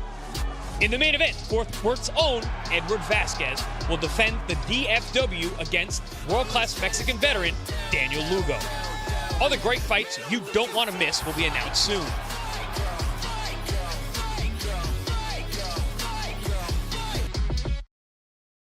That is going to be a hell of a scrap coming up June 5th at the University of Texas. Horns are going to be up for that one, as you guys are in for a treat when Edward Vasquez takes on Daniel Lugo. Yeah, Ed Vasquez is a guy who always comes in great shape. Daniel Lugo is a warrior. I mean, these guys are going to meet in the center of the ring, and they're going to bang. So I'm looking forward to that. Yeah, we had a great showing there in our last bout, a very impressive showing. Carlos Garcia getting himself to 6-0 with 6 KOs. Very impressive showing. He showed off that power was real, and a good showing against Daniel Bumman. Yeah, and fighting the hometown guy and getting the win, that's not easy to do. We'll take a look. We're going to move on to our co-main event and get to our tail of the tape here, as we will head on into the middleweight division. And coming up here, we have Jaime Osuna, 21 years old, stands 5'10", weighing in 163 pounds with a 71.5-inch reach. Oliver Kintana, 29 years old, 5'10", weighing in 159 pounds, has a 70.5-inch reach. So that 1-inch reach advantage for Osuna coming into this one. We'll send it to Manny Morales to get our fighters out there and get to our co-main event. Damas y caballeros, bienvenidos sean todos ustedes al siguiente encuentro de la noche. Y para ello invitamos al ring al peleador Cachanilla de Mexicali, Oliver Monaguillo Kintana. Oliver Kintana making his way to the ring. Lost a couple in a row. He was stopped via KO in the 4th round back in March, and then stopped late in round 9 of a 10-round bout in October of 2025.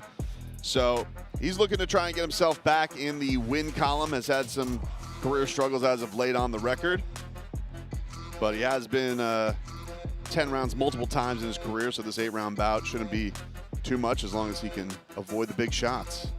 And 29 fight veterans, 30 professional Al fights. recinto de los golpes, el rival de La Paz, Baja California Sur, the monster, el monstruo, Jaime Osuna.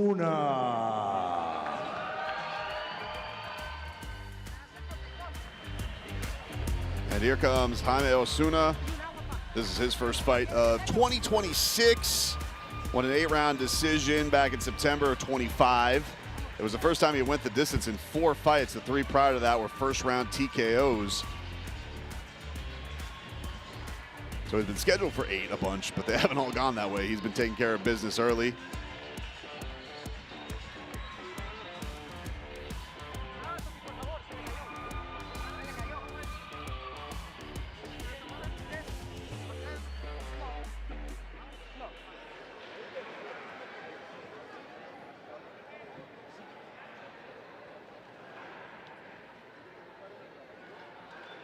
Damas y caballeros, bienvenidos sean todos ustedes a la pelea coestelar de la noche. Ladies and gentlemen, welcome to the co-feature event of the evening. Esta pelea pactada a 8 rounds en la división de los pesos medianos. Here we go with 8 rounds of action in the middleweight division. El referee en turno a cargo de las actividades, el experimentado, your referee inside the ring, Víctor Manuel Ojeda.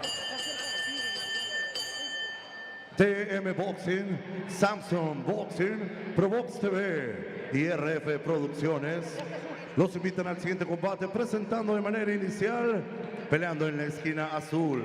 Introducing first, standing, fighting and representing the blue corner, vistiendo de blanco con azul. He's wearing white and blue trunks.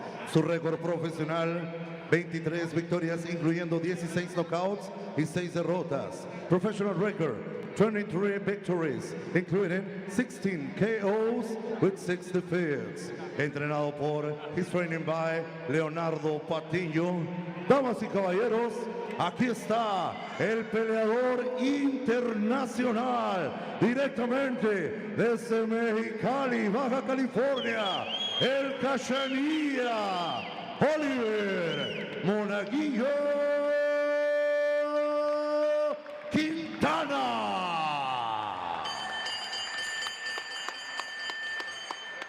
Su contrincante peleando en la esquina roja. The rival across the ring at my right, standing, fighting, and representing the red corner, vistiendo de dorado con negro.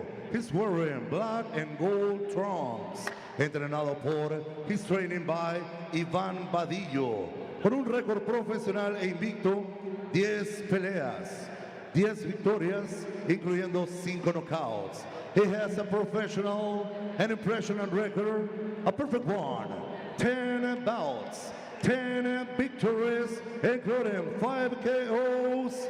Damas y caballeros, the monster from La Paz, Baja California Sur, Jaime, el monstruo Osuna. Seguimos con las instrucciones del referee Víctor Manuel Ojeda. Bueno, peleadores, ya saben la regla, está prohibido pegar partes bajas del cinturón, parte de atrás de los riñones y arriba de la nuca. Siempre hagan caso de las instrucciones, protéjanse todo el tiempo, suerte a los dos. 8 rounds, 8 rounds of action. All right, set for our co-main here. 8 rounds of action in the middleweight division. Jaime Osuna in the black and gold with the white gloves on there. El Monstruo, the monster, taking on Oliver Kintana, who's wearing the white and black trunks. Monaguillo, which translates to the altar boy. The monster versus the altar boy here, Chris. We got a clash of good and evil. That's right. Nice left hook there from Kintana right off the bat. Now, this fight is all about experience versus youth. You got the youthful exuberance of Osuna, undefeated, 10-0, 5 KOs, and you got Kintana, 30th pro fight. How is the young Osuna going to fare against someone with this level of experience? He's already been hit with some big shots already from Kintana. The altar boy has God on his side.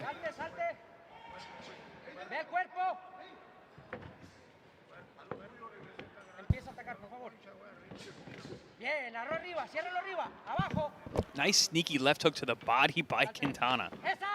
Oh! Looks like you got a little slip there by Kintana coming up here. Nice attack by Kintana against Osuna. Started with that left hook, man. It was a sneaky little shot. And he's still throwing, and Osuna's not bringing much back. Osuna's landing in there, too. Kintana getting a little bit wide. And there's a right that gets through for Osuna. Kintana backing out straight now. Osuna bringing the heat. That was a lot of firepower that Kintana had. You got to wonder how his gas tank is after that one. Listen, Osuna took a lot of big shots, man. He was trying to hide them. He had a nice poker face, but those were getting through. There's a body shot for Kintana. Kintana showing that experience, picking his punches really well. Uppercut for Kintana. Then a left gets through for Osuna. Thudding body shot from Kintana, and then a combination up top. Lands the hook, and he's got him up against the ropes. That body shot stunned him. Everything has been starting with the body. Kintana lands to the body, and then the head shots open up. Screaming for the jab, but I mean, they're 6 inches away. I don't know how much a jab is going to help at this point. You're in a firefight. There's a low shot there from Osuna, trying to get back into this one. As Quintana's come out of the gate strong here in round number 1. Body shot there from Osuna lands. Osuna is presenting as a very large target, not changing level, standing high in front with a high guard. Kintana using that experience to find every hole possible to the head and body. Body shot there for Osuna, backing Kintana up. There's a right up top in the closing seconds here around. Body shot return from Kintana. So Osuna able to handle the storm there from Kintana, who looked like he had him in some real trouble early on there in round number 1. First round was an absolute war. We missed prior to this replay. He got caught with a body shot that froze him, and then it was an overhand right that seemed to wobble Osuna, but Osuna stayed in the pocket trading, landing good shots like that. Both men were not shy and were able to land leather in both directions, but Kintana getting the better of the majority of the action. Oh, there's that body shot again that froze Osuna. Well, the young 21-year-old facing a test after the veteran got the best of him there in round 1.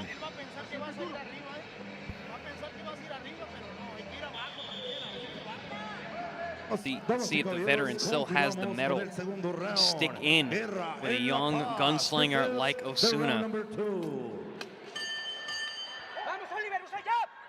Here we go with round 2, scheduled for 8 in the middleweight division.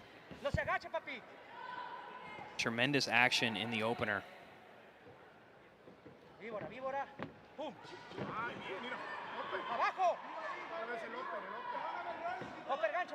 Definitely worries me. A lot of these young fighters we're seeing tonight, not a whole lot of defense. These guys are getting hit clean and early. Right hand sneaks through there from Osuna.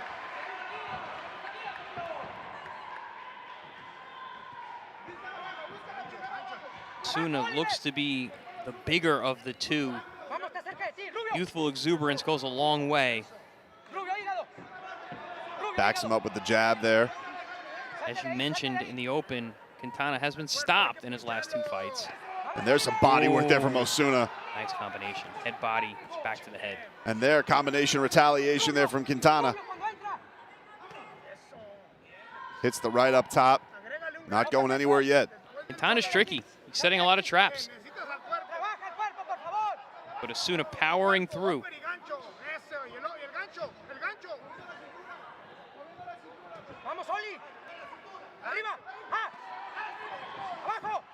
There's one that gets through from Kintana. Hits him with the hook, then the right through to finish off. These two decided in the dressing room they're not boxing tonight. They're going to fight. And I'm not mad about it.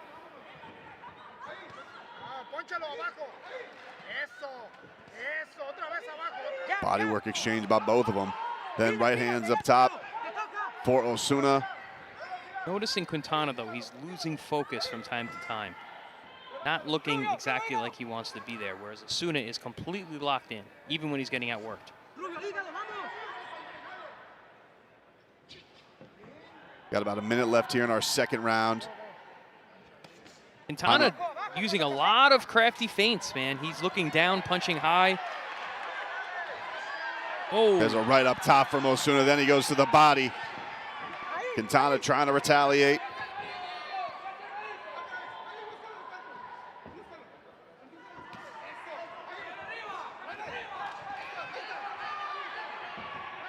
Osuna just deciding, refusing to be denied.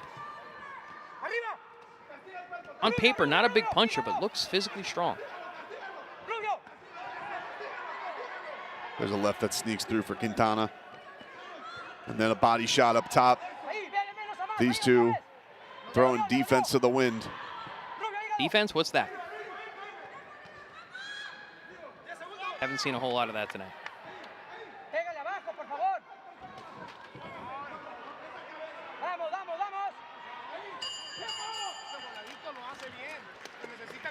Round two comes to an end. Jaime Osuna feeling like he was able to weather that first round storm. Much more success in that second round. I love that triple left hand from Osuna. Head, body, head. Kintana had some success in that round, but that was mostly an Osuna-dominated round.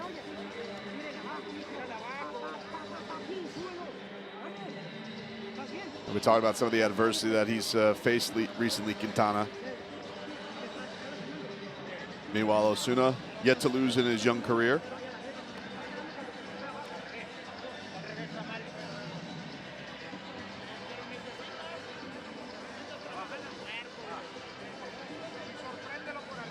This one's scheduled for 8. Our main event coming on up is going to be Luis the Twist Nuñez from the Dominican Republic, putting his undefeated record on the line. He'll be taking on Carlos Gatito Perez. This is the third round of the fight.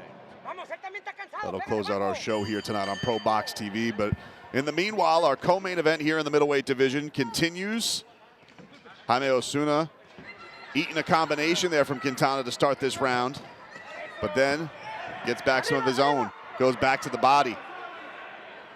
For me, Brendan, this is a battle of body shots. It seems like whoever is landing to the body is in control. Kintana in the first round, Osuna in the second. Third round still very much up for grabs. Oh! Right there for Osuna, gets through. Then he goes back to the body with the right hand. Thudding left hand shot by Kintana, then goes back up top. There we go, we got a left there from Osuna, and then he backs him up with the jab.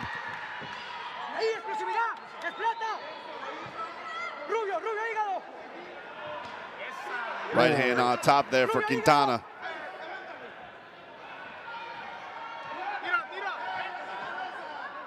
I'm watching the body language. I like to read fighters' auras as they're going. I'm watching Kintana, and I'm watching an existential crisis.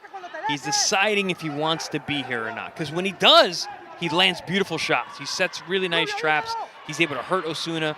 But then in between, he loses focus. It doesn't look like he really wants to be there. Whereas Osuna is all in, even if he's outworked in terms of firepower and experience. Ooh. There's a right that lands for Kintana. Then goes to the body, Osuna.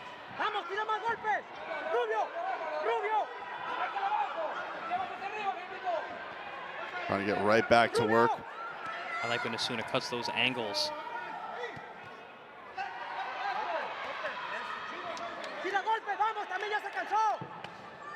Strong shots to the body by each fighter. I'm seeing a little bit of the nickname Monstro. He just comes forward. Got a little bit of that David Benavidez, big, tall, fights tall, comes in, throws a bunch of punches. Obviously not as fast with hands, not as skillful, not as powerful, but that kind of style. Nice left hand, backs up Kintana. Oh, nice right hand by Kintana, and Osuna rolls it, comes right back with a counter. There's a nice combination there from Osuna. See, that Benavidez, that's that Benavidez hand speed, ripping combinations.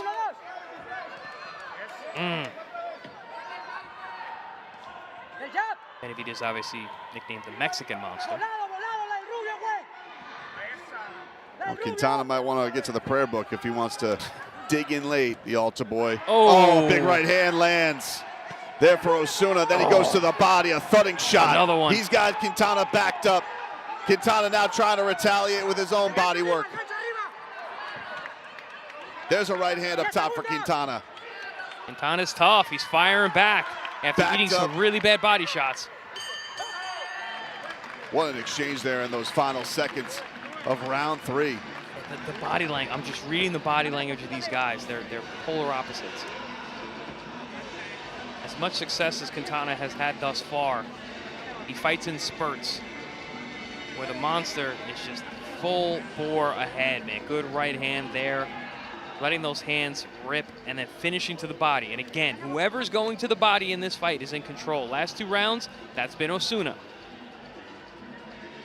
Yeah, it feels like the Monster's having fun, and it feels like Kintana working to be in there. He's not gone yet, but he's having to will himself right now, even with the success that he's had. Yeah, Quintana's looking like a very old 29 here. One of the oldest guys on the card tonight, actually.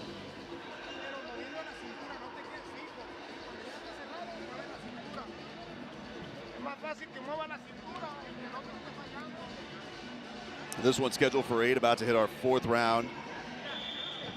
Esto es TM Boxing, Guerra La Paz, el cuarto round. This is a round number 4. This is our co-main event. Jaime Osuna in the gold and black trunks. Oliver Kintana in the white with the black trim. And a nice little uppercut dug in there by Osuna. Osuna's non-stop pressure. Comes forward, high guard. Works with both hands. Doesn't mind getting hit either. Again, defense was left in the locker rooms tonight.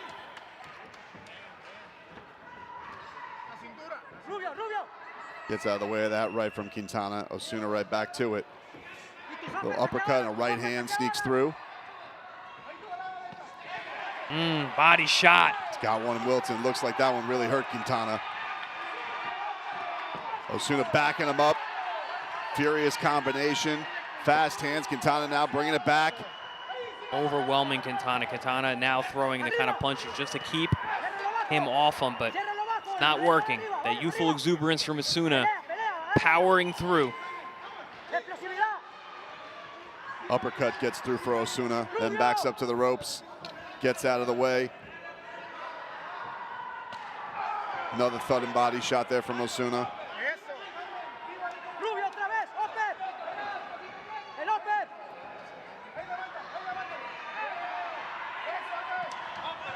There's a big left that gets through for Osuna. Backing up Kintana.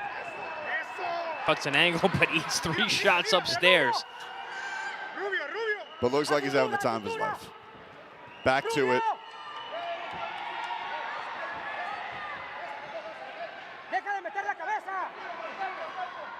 Osuna goes from jab to uppercut there. Kintana returns with his own left. Again, I'm seeing where the nickname comes from. He's got a little bit of that like Jason aspect. He's coming through, heavy fire, just keeps coming. Slow, methodical, beating you down. Uppercut sneaks through there for Osuna. Jason Voorhees. Some body work here from Kintana. I want to see more of that hand speed, though. I like when he rips those combinations.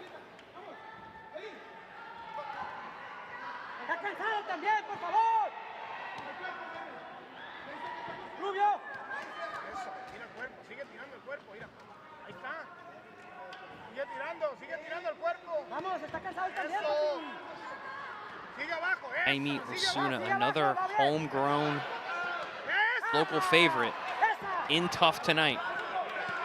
Good body shot there. Kintana comes right back because he's scrappy. Gets out of the way in the closing seconds there, and Jaime Osuna feels like he's taking all momentum from this bout. Great round one by Kintana, but Jaime Osuna has responded strong. Yeah, it's been nonstop pressure, hand speed, upstairs and downstairs, but also just like the ability to walk through everything. Again, living up to the nickname, the Monster. Undeterred by any of the power shots coming his way from Kintana, who has 16 KOs in his 23 wins. Our main event coming up, Luis Nuñez taking on Carlos Perez.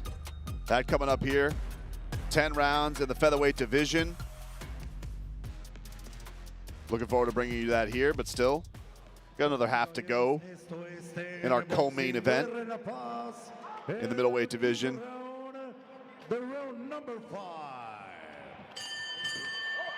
Jaime Osuna and Oliver Kintana. Kintana starting off with some body work to try and get himself back in this one.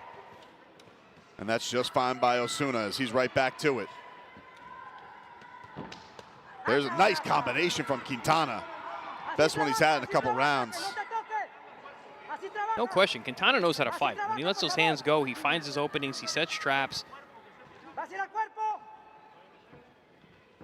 For me, though, it's his desire. How much does he want to be here? That body shot will sap the desire out of you. That was a good shot by Osuna. Notice the body language of Kintana here. Ooh.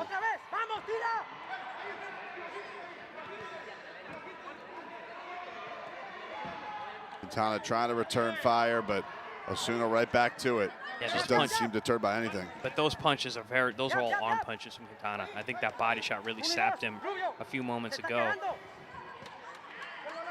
A lot of those get off me punches. Look at the body language.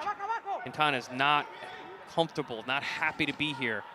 Whereas Osuna, dead focus.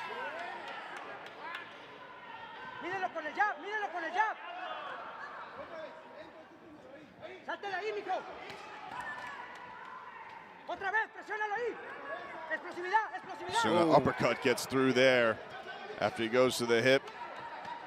Oh, body shot. Good shot. Osuna just having so much success with his body work this round. Kintana is wilting under the pressure. Another body shot gets through for Osuna. Thudding. I'm not sure how much Osuna really sees in terms of what he's been able to hurt Kintana with. I think he's just fighting. But those body shots, man, you got to really focus on that because Kintana wilts every time you touch him downstairs. Right gets through there for Osuna, backing up Kintana. There's a nice combination. For me, Kintana, he's just looking for an excuse to go down. Osuna needs to find that shot. Let those hands fly.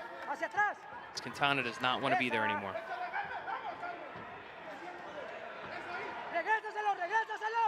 Goes back to the uppercut up top. Right hand retaliated by Kintana. Sticks the jab. There's a nice right hand from Kintana, still live.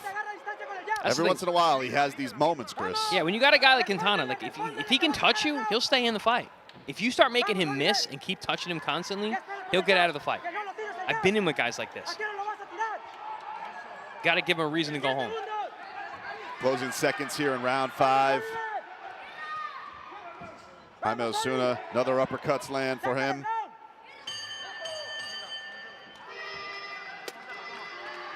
And you can see a little dispirited from Kintana going back to the corner there, but there was some nice work from him early on in the round.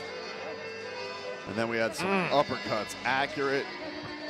He's touching on the hip, but that punch looked fine to me. The setup punch anyway.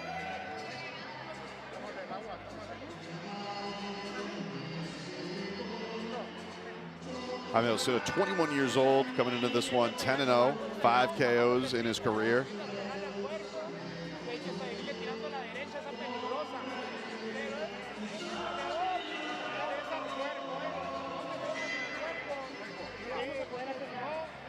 Been 8 rounds before, so he's used to going this distance. Damas y caballeros, arrancamos con el sexto round. This is the round number 6, Guerra en La Paz. We got round 6 here, and Osuna coming out southpaw.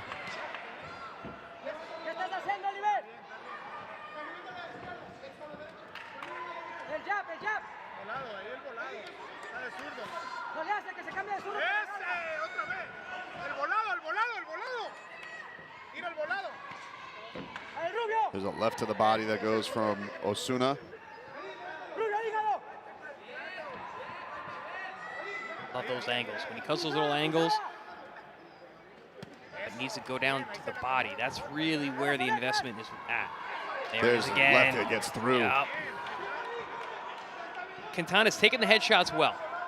The body shots, though, does not hide it at all. Again, Osuna, he's so locked in. He's so close to the action. I don't think he's seeing how much effect the body shots are having. I would hope his corner does and is telling him. But I don't see a concerted effort to the body the way I would like to.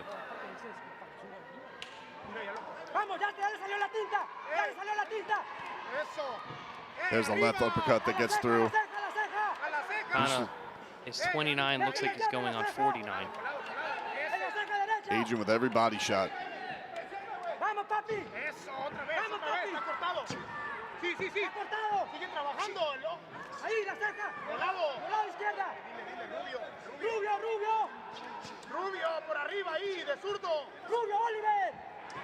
Osuna coming out in this round, giving the different look. Nice little rubberneck there by Osuna to roll with that overhand left as Kintana fights out of the southpaw stance. They're both the southpaw stances now.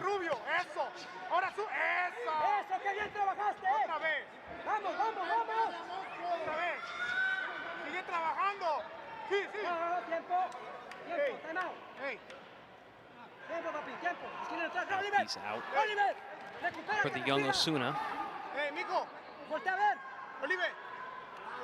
Gets a reset. Our referee, Victor Manuel Ojeda, has our fighters back to go. Under a minute to go here in round 6. Nice combination there from Kintana. When Kintana throws, he doesn't miss. It's just he doesn't throw that much. Again, the young Osuna, not a whole lot of defense. Very offensive minded.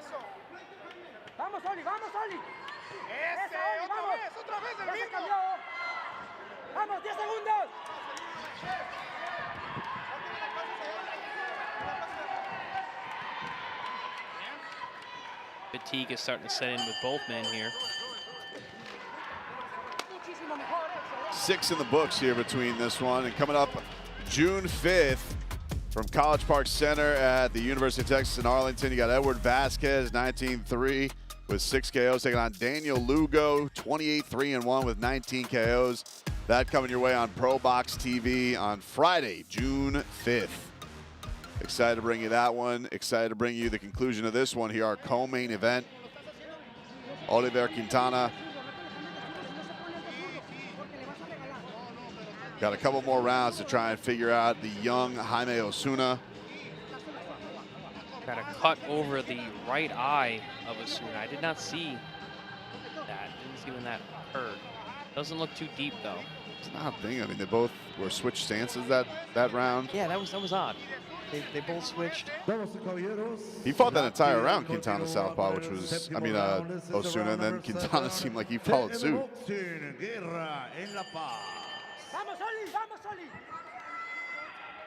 Now back to orthodox for Osuna, where he's had much success throughout this fight. Yeah, I really don't understand. I don't like when fighters switch unless you're extremely special. Marvin Hagler, Terrence Crawford. I don't understand why guys switch.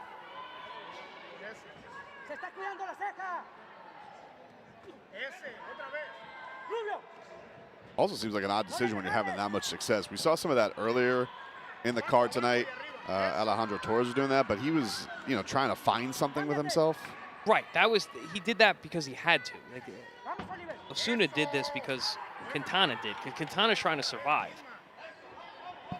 Osuna, like you said, having so much success from his orthodox position, I think he lost a lot of ground going southpaw.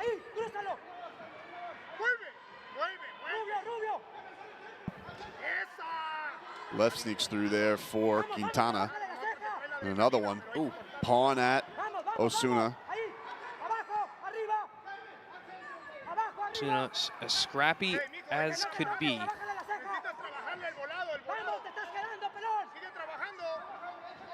Haven't seen the same body work that we have from Osuna the last couple of rounds. And there you see some from Kintana. Kintana completely avoided the body since the first round. He had so much success, and then have seen very little body work since then. But again, I mentioned the fatigue I saw in both fighters at the end of the last round. That's continuing here in round 7. Not the same snap. Good overhand left from Kintana there. Catches Osuna standing tall as usual.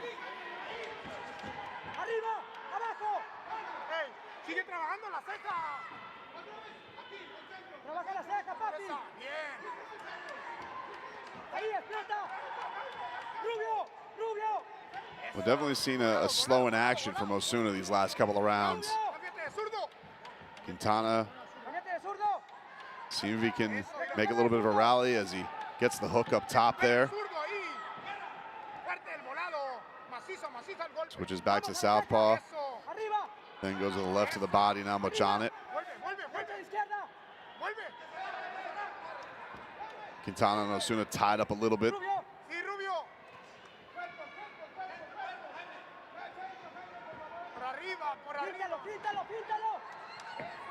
Definitely not seeing the same steam from the monster these last couple rounds. Now, taking a lot of the power off of these punches.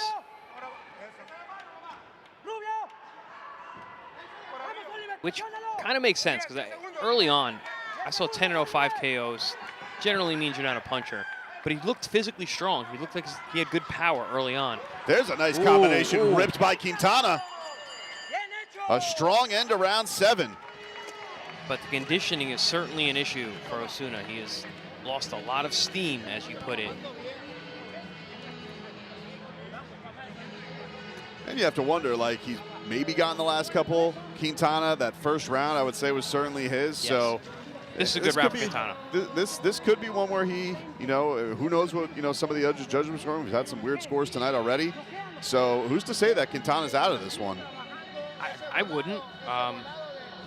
I mentioned that he's kind of in and out in terms of his focus, but not in terms of landing score, punches. For sure. Yeah. No, he definitely seemed dispirited in the middle of this fight, but was still being effective.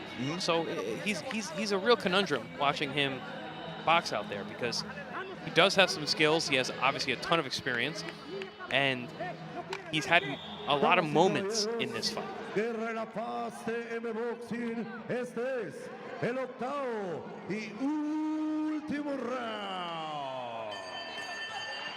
Ultimo round. Last round. Didn't think we were going to get here, but now we're here. And like you mentioned, Brendan, this is a fight that could potentially be on the line.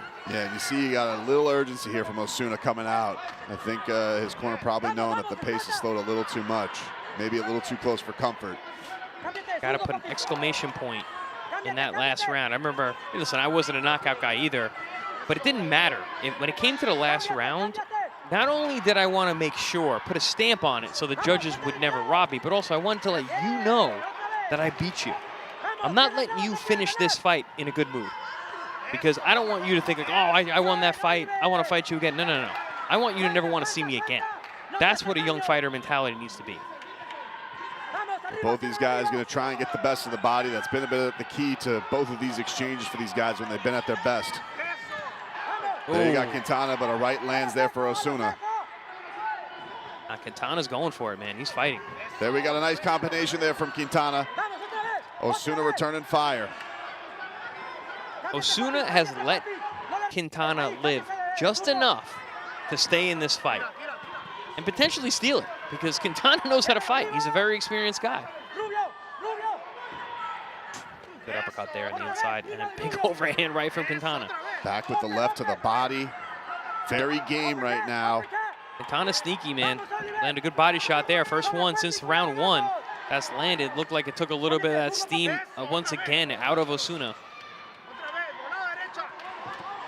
Combination to the body there again for Kintana. There was nothing on the punches for Osuna anymore.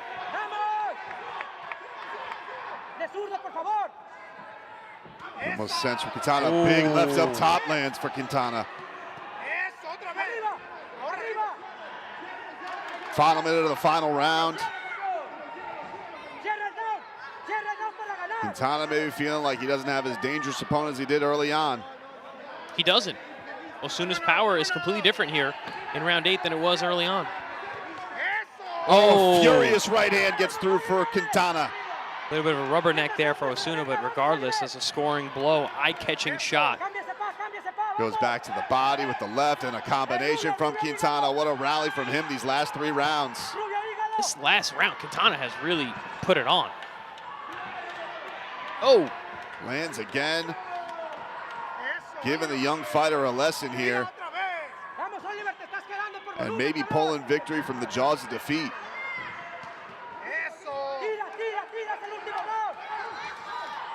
It's gonna be an interesting scorecard. I think Osuna won the fight. I think he did enough, but I would not be surprised if we had scores all over the place. Furious there from Kintana to try and close this one out. Nice showing by these two. Good scrap. In our co-main event. Oliver Kintana with a strong, furious finish after looking like he was dead in the water. And Jaime Osuna banking some experience in this one for sure. Oh yeah, this is a big learning experience. Only his 11th pro fight, fighting a guy in his 30th pro fight. That's a lot. That's a big step up in your hometown. And he was tested every step of the way. Kintana, who looked focus-wise in and out, but was landing throughout the fight. Set the tone early. This is not going to be an easy night.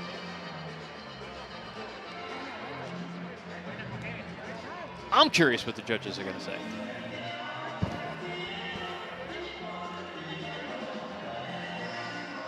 Well, if the altar boy had any prayers, they seem to be answered there in the back half of that fight, especially the last 3 rounds.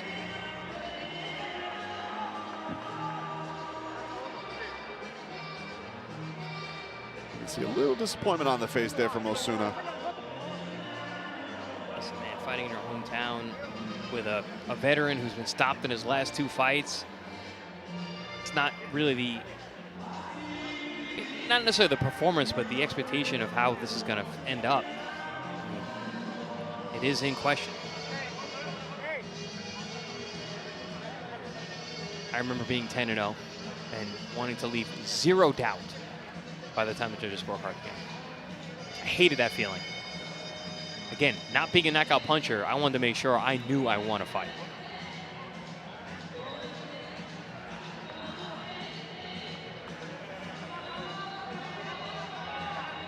Oliver Kintana, center of the ring with our referee. It looks like Manny Morales has our scores as we're waiting. Osuna getting that last glove off. And ready to find out our winner in the co-main event here in the middleweight division between Jaime Osuna and Oliver Kintana. Manny Morales has our winner.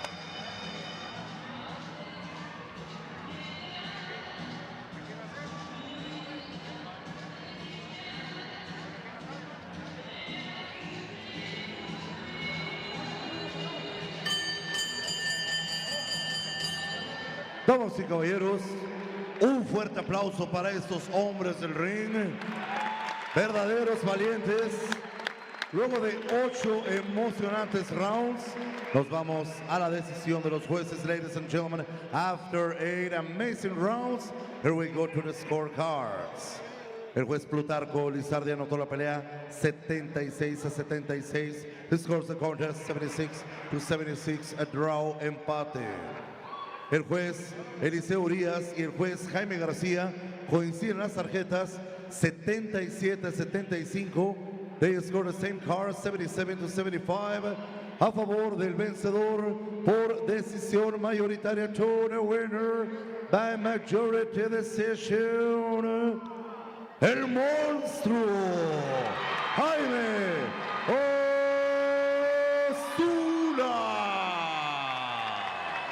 So Jaime Osuna runs his record to 11-0, gets the majority decision.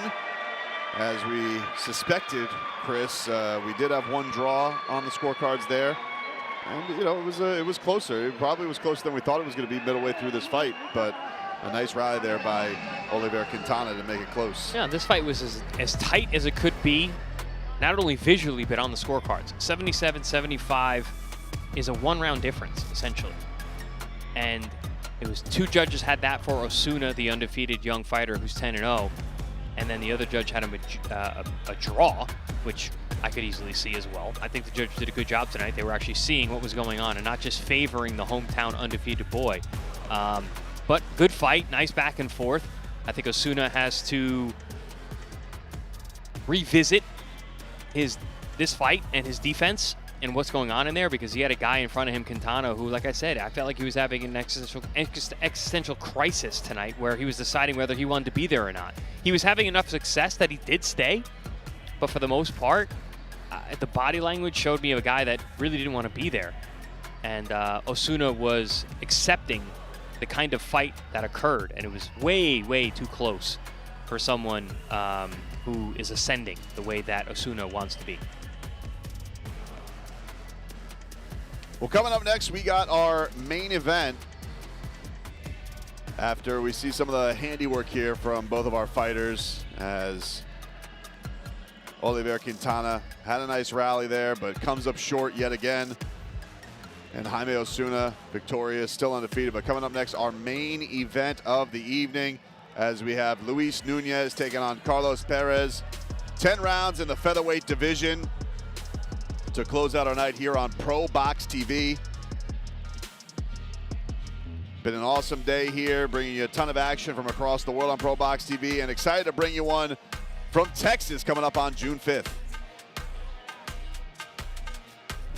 Friday, June 5th, ProBox TV is back at UTA's College Park in Arlington, Texas, to bring you more all-out Texas-style brawls featuring the Lone Star State's best fighters. In the main event, Fort Worth's own Edward Vasquez will defend the DFW against world-class Mexican veteran Daniel Lugo. Other great fights you don't want to miss will be announced soon.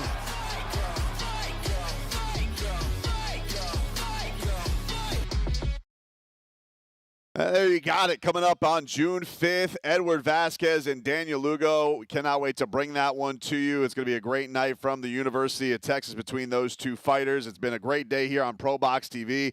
We brought you a bunch of fights from across the world. We started today in Germany, brought you 5 bouts there. We got south of the border down here to Mexico, Chris, and we finally got here to our main event between Luis Nuñez and Carlos Perez.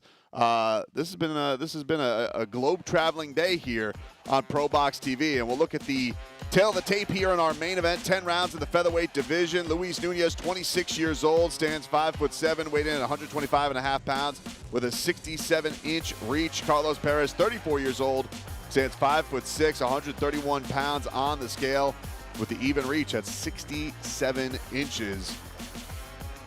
Getting ready to bring that to you here. Our main event in the featherweight division, 10 rounds of action. We'll send it to Manny Morales, who will get our fighters to the ring.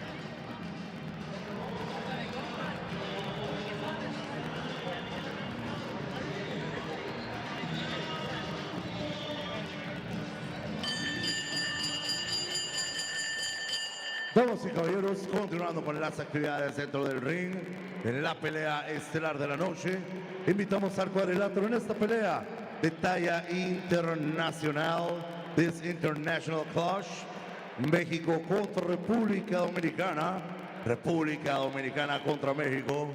Invitamos al ring al peleador de Degollado, Jalisco, el mexicano Carlos Gatito Perez.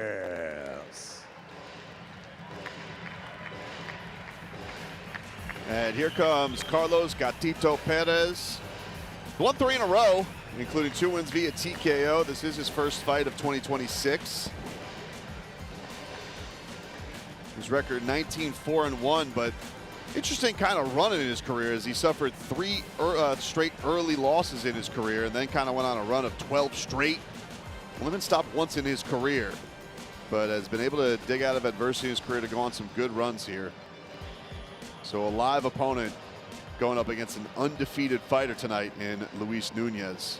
Also has fought as low as 116 3/4 pounds and as high as 147. El peleador de la República Dominicana, The Twist, Luis Nuñez.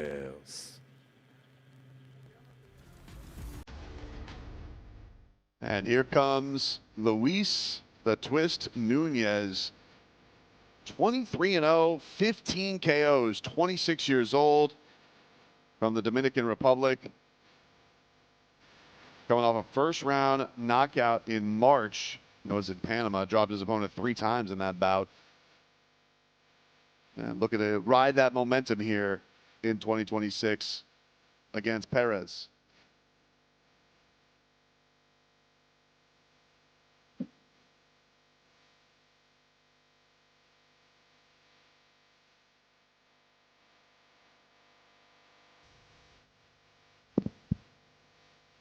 Getting set for our main event. But first, I want to let you guys know once again, Friday, June 5th, Edward Vasquez taking on Daniel Lugo. Excited to bring that one to you. Vasquez 19-3 with 6 KOs.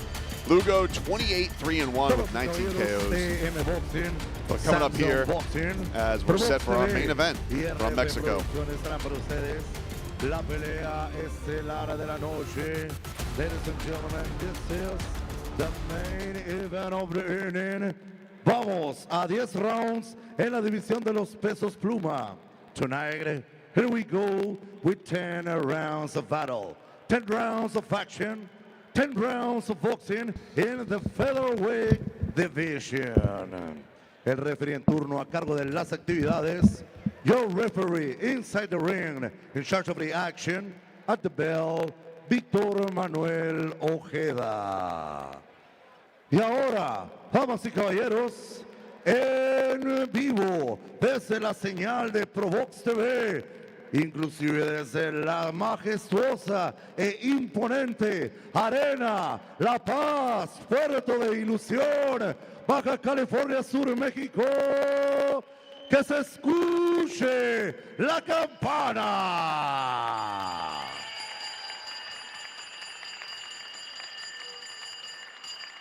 Presentando de manera inicial, peleando en la esquina azul. Introducing first, representing the blue corner. Vistiendo pantaloncillo en color negro.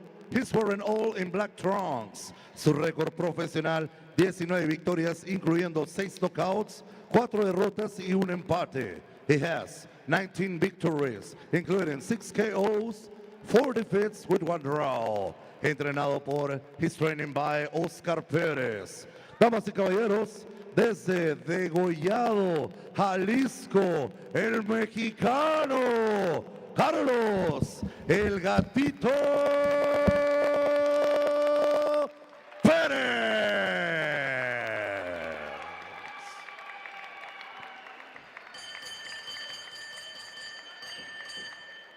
Su contrincante peleando en la esquina roja, the challenger across the ring, standing at the red corner. Vistiendo pantaloncillo en color azul con blanco. He's wearing blue and white trunks. Entrenado por, he's training by the international Bob Santos. Su récord profesional e invicto, 23 peleas, 23 victorias, incluyendo 15 knockouts. He has a professional, impressionant, undisputed, unbeaten, undefeated record, a perfect one. 23 bouts, 23 victories with 15 KOs. Damas y caballeros, ladies and gentlemen, desde la República Dominicana, aquí está Luis de Tres Nuñez. Seguimos con las instrucciones del referee Víctor Manuel Ojeda.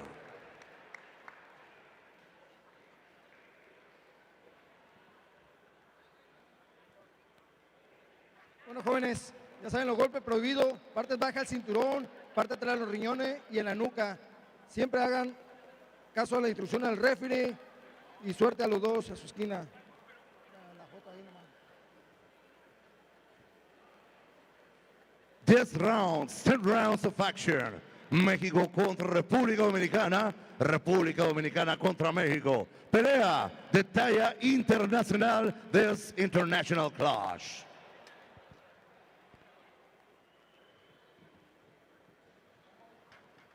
All right, our main event set to go here from Mexico. Luis Nuñez coming in with an unblemished 23-0 record, 15 KOs, taking on Carlos Perez. 19-4-1 in his career, 34 years old. Round one underway, set for 10 here in the featherweight division. Stood out that Perez was 131 pounds. 5 pounds over the featherweight limit. See that 5 pounds around the midsection there. I mentioned his travel up and down the weight classes. Fought as low as 116, as high as 147, down tonight to 131. 116 was Gatito. This is just Gato. He's grown into the knee. Nuñez, though, a fighter, he's fought on ProBox TV before, fighting perennial tough guy Eduardo Baez a few years ago. Looked sharp in that fight, dominated.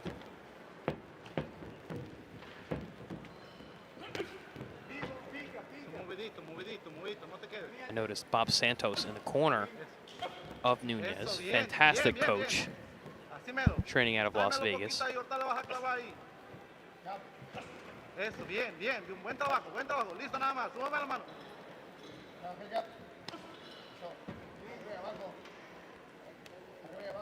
Movidito, movidito, movidito. Eso, chingado, bien, Sharp bien, jab bien. there from Nuñez. Buen trabajo. Eso, bien, bien, ahorita la agarra, así trabajadito, movidito. Déjenle que le tire el jab y lo recibe. Eso, venga, venga. Ahí, trabajadito, movidito, eso, bien, movidito esa cabeza, bien. Perez fighting with a lot of confidence, controlling the center of the ring, coming forward. Oh, Sharp good right hand. Nice by Perez. Over the top. Catches Nuñez. Hay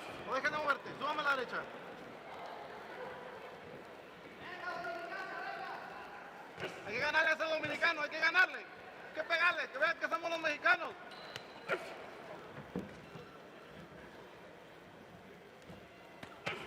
Eso, bien cubiertito, no pasa nada.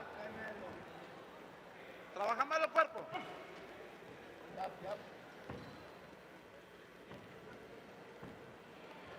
Sube la mano rápido. Perez not shying away in this early going against the undefeated Nuñez. He's fighting aggressively and confidently, but that's because Nuñez is allowing him to. There's no jab from Nuñez. He needs to get on that stick. You got the height, the reach, the youth, the power. Sharp jab there to the body from Nuñez.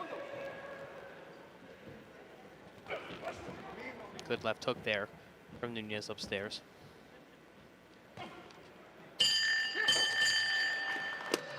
Come to the end of round one. Good opening round for Perez.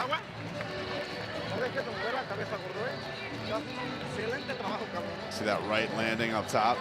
Best punch of the fight so far, landed by Perez with that overhand right. But with a lot of confidence and aggression there in round one. Not a whole lot coming from Nuñez.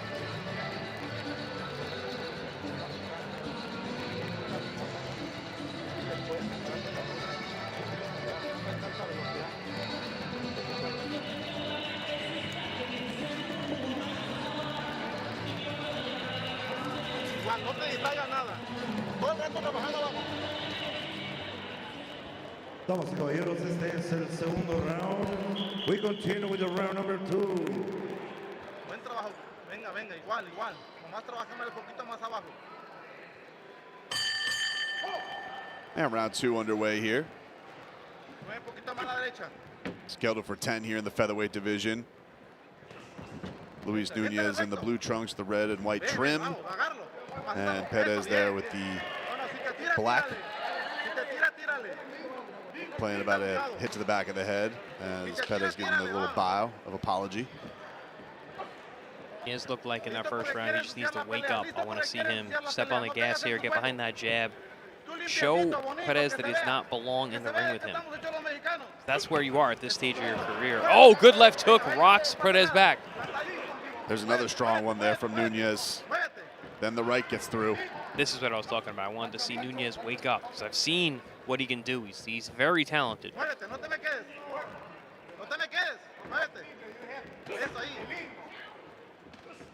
Eso. Ahí, están los dos. Súbame las manos. Súbame esa derecha. 23-0, 15 KOs is Nuñez. Buen trabajo. Sterling record thus far, fighting out of the Dominican Republic. Eso. Súbame la derecha arriba. There's a hook that gets through, and they get tripped up. He backs up. Abusado. Cuéntale un punto ya. Another stabbing jab there from Nuñez to the body. Then he hits a hook up top on Perez, then a right hand. I like that move. Stab jab down low, fake the jab low, left hook up high. Ooh, strong little right to the body there from Nuñez, and then he goes to the uppercut, then back to the body, getting the hands loose here in round 2. Picking the spots real nice is Nuñez. Showing why he is an undefeated hot prospect looking to be a contender. Stiff jab. Body shot from Perez. Then a right to the body from Nuñez. They get tied up again. Referee getting a little frustrated with them tying up so much. But a much sharper round 2 here from Nuñez so far. He's doing exactly what I said. I wanted him to wake up, and he certainly did here in round 2. Maybe just hit the snooze. I mean, I thought Perez won the first round. He was aggressive. He came forward. He was, letting that lead hand go. Nuñez did not do a whole lot.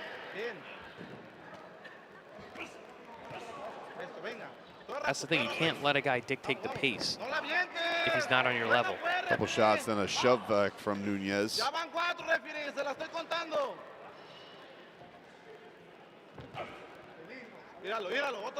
Really nice, hard, clean left hooks from Nuñez.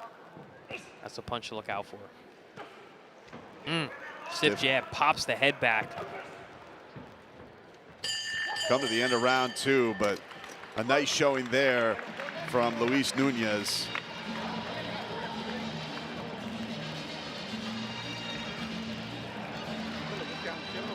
See some of the handiwork here in the second round. Yep. Nuñez woke up here in round 2 on the strength of that left hook from many positions. Good jabs, too, that were popping Perez's head back. Nice, stiff, snapping jab there. At first, we only saw that to their body, but then late in round 2, he started bringing it upstairs.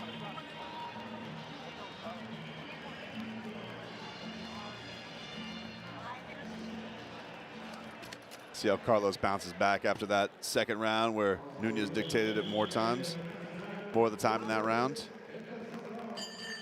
Round 3 of a scheduled 10 here.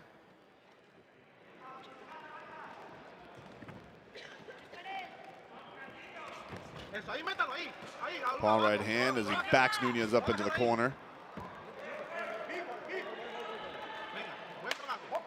Hagámoslo, brústemelo ahí, brústemelo ese acá.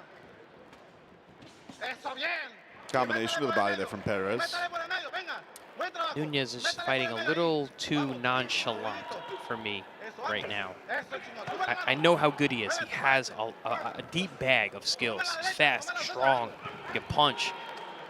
I want to see it. Referee, pues. Llámale la atención, pues, referee. Te pido que haga su trabajo, referee.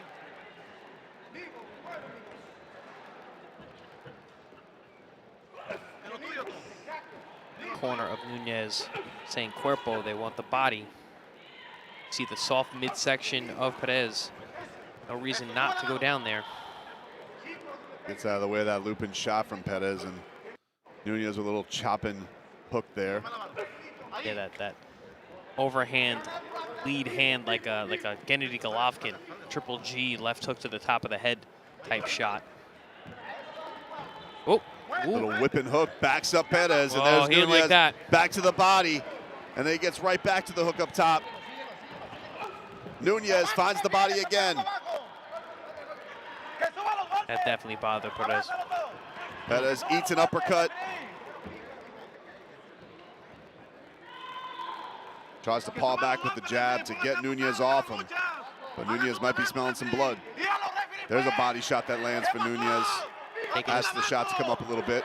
Taking his time, picking his spots. There's that overhand left to the top of the skull again.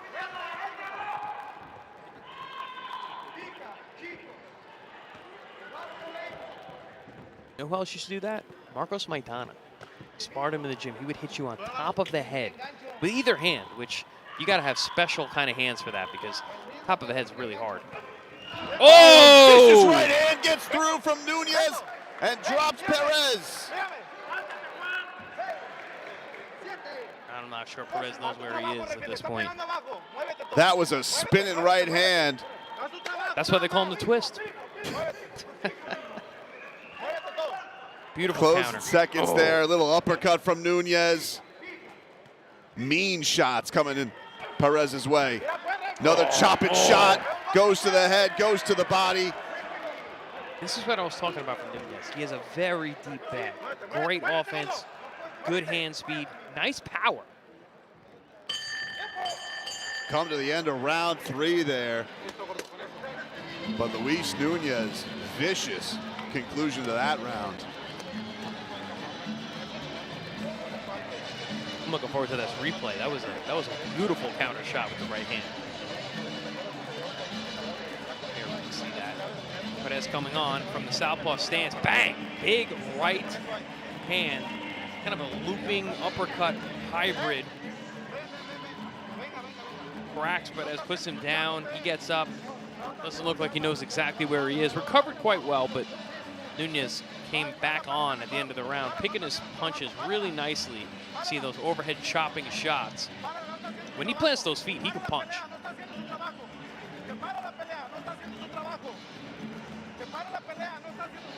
Carlos Perez trying to gather himself after that one. No está haciendo su chamba el referee. No está haciendo su chamba el referee. Para la pelea. Que para la pelea. Quédate aquí, quédate aquí. No está haciendo su chamba. 2, 3, 4. No te pares, quédate ahí. Quédate ahí. Referee counting right now. I don't know if he's coming out for the 4th Corner's round. telling him to stay in the corner. That's what's happening. And that's it. Carlos Perez does not want to come out for the 4th round. And that vicious end from Luis Nuñez is going to be enough. Probably the right decision. Nothing good was going to happen in that next round. The corner was aware of that. A little confusion there in the round. I thought the corner was telling him to stay and relax, until he had to go out. But no, he was keeping him in the corner not to fight. It almost sounded like the ref was counting him right there on the stool. And Luis Nuñez going to improve to 24-0 and run that to 16 KOs. Been a brilliant start to his career, 26 years old. Perez was overmatched, so came in overweight. Writing was on the wall for this one. Was game there in that first round, but that's about all he had as Nuñez turned on the Jets after that one. Fighters at the center of the ring. Manny Morales can make this one official for us.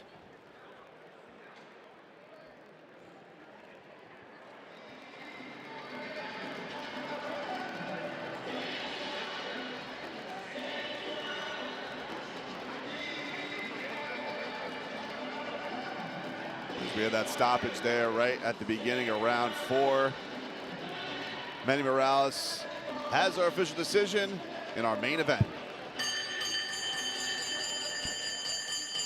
Vamos, caballeros, tenemos el resultado de ese encuentro. A los 10 segundos del cuarto round, ladies and gentlemen, the end of the fight comes at 10 seconds of round number 4. Para el vencedor por nocaut técnico to the winner by TKO victory, República Dominicana, the twist, Luis Nuñez. Luis Nuñez, your winner by TKO, and improves to 24-0 in his career. A nice showing by him, getting Carlos Perez out there after 3 rounds. And a good showing here on ProBox TV. A nice little exclamation point on the night here in our main event with that victory in the featherweight division. Good showing by him.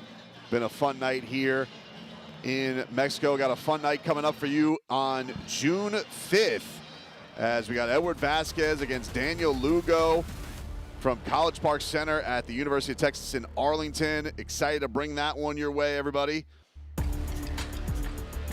Coming away in just a couple of weeks. Vasquez and Lugo should be a good matchup between these two. We had a fun night here in Mexico, starting off with Omar Serato with a 3rd round KO. Showing himself well, getting the win over Wilver Lopez. Then Alejandro Torres getting the majority decision against Juan Cosio. In the welterweight division, a vicious 2nd round KO by Carlos Garcia Garces. Show those heavy hands. And an impressive showing, another KO, 6-0, 6 KOs in his career. In our co-main event, very, very close contest between Oliver Kintana and Jaime Osuna. Looked like Osuna had control and ultimately got his hand raised in a close contest. And here in our main event, the twist, Luis Nuñez. Vicious in round 3, dropping Carlos Perez and getting himself a victory and running his record to 24-0 with 16 KOs. The corner not having Carlos go out there for the 4th round. A fun night here tonight on ProBox TV. Thanks to everybody for tuning in. Brendan Tobin alongside Chris Algieri. Thanks for joining us, everybody. We look forward to having you the next time and joining us here on ProBox TV for a night of fights.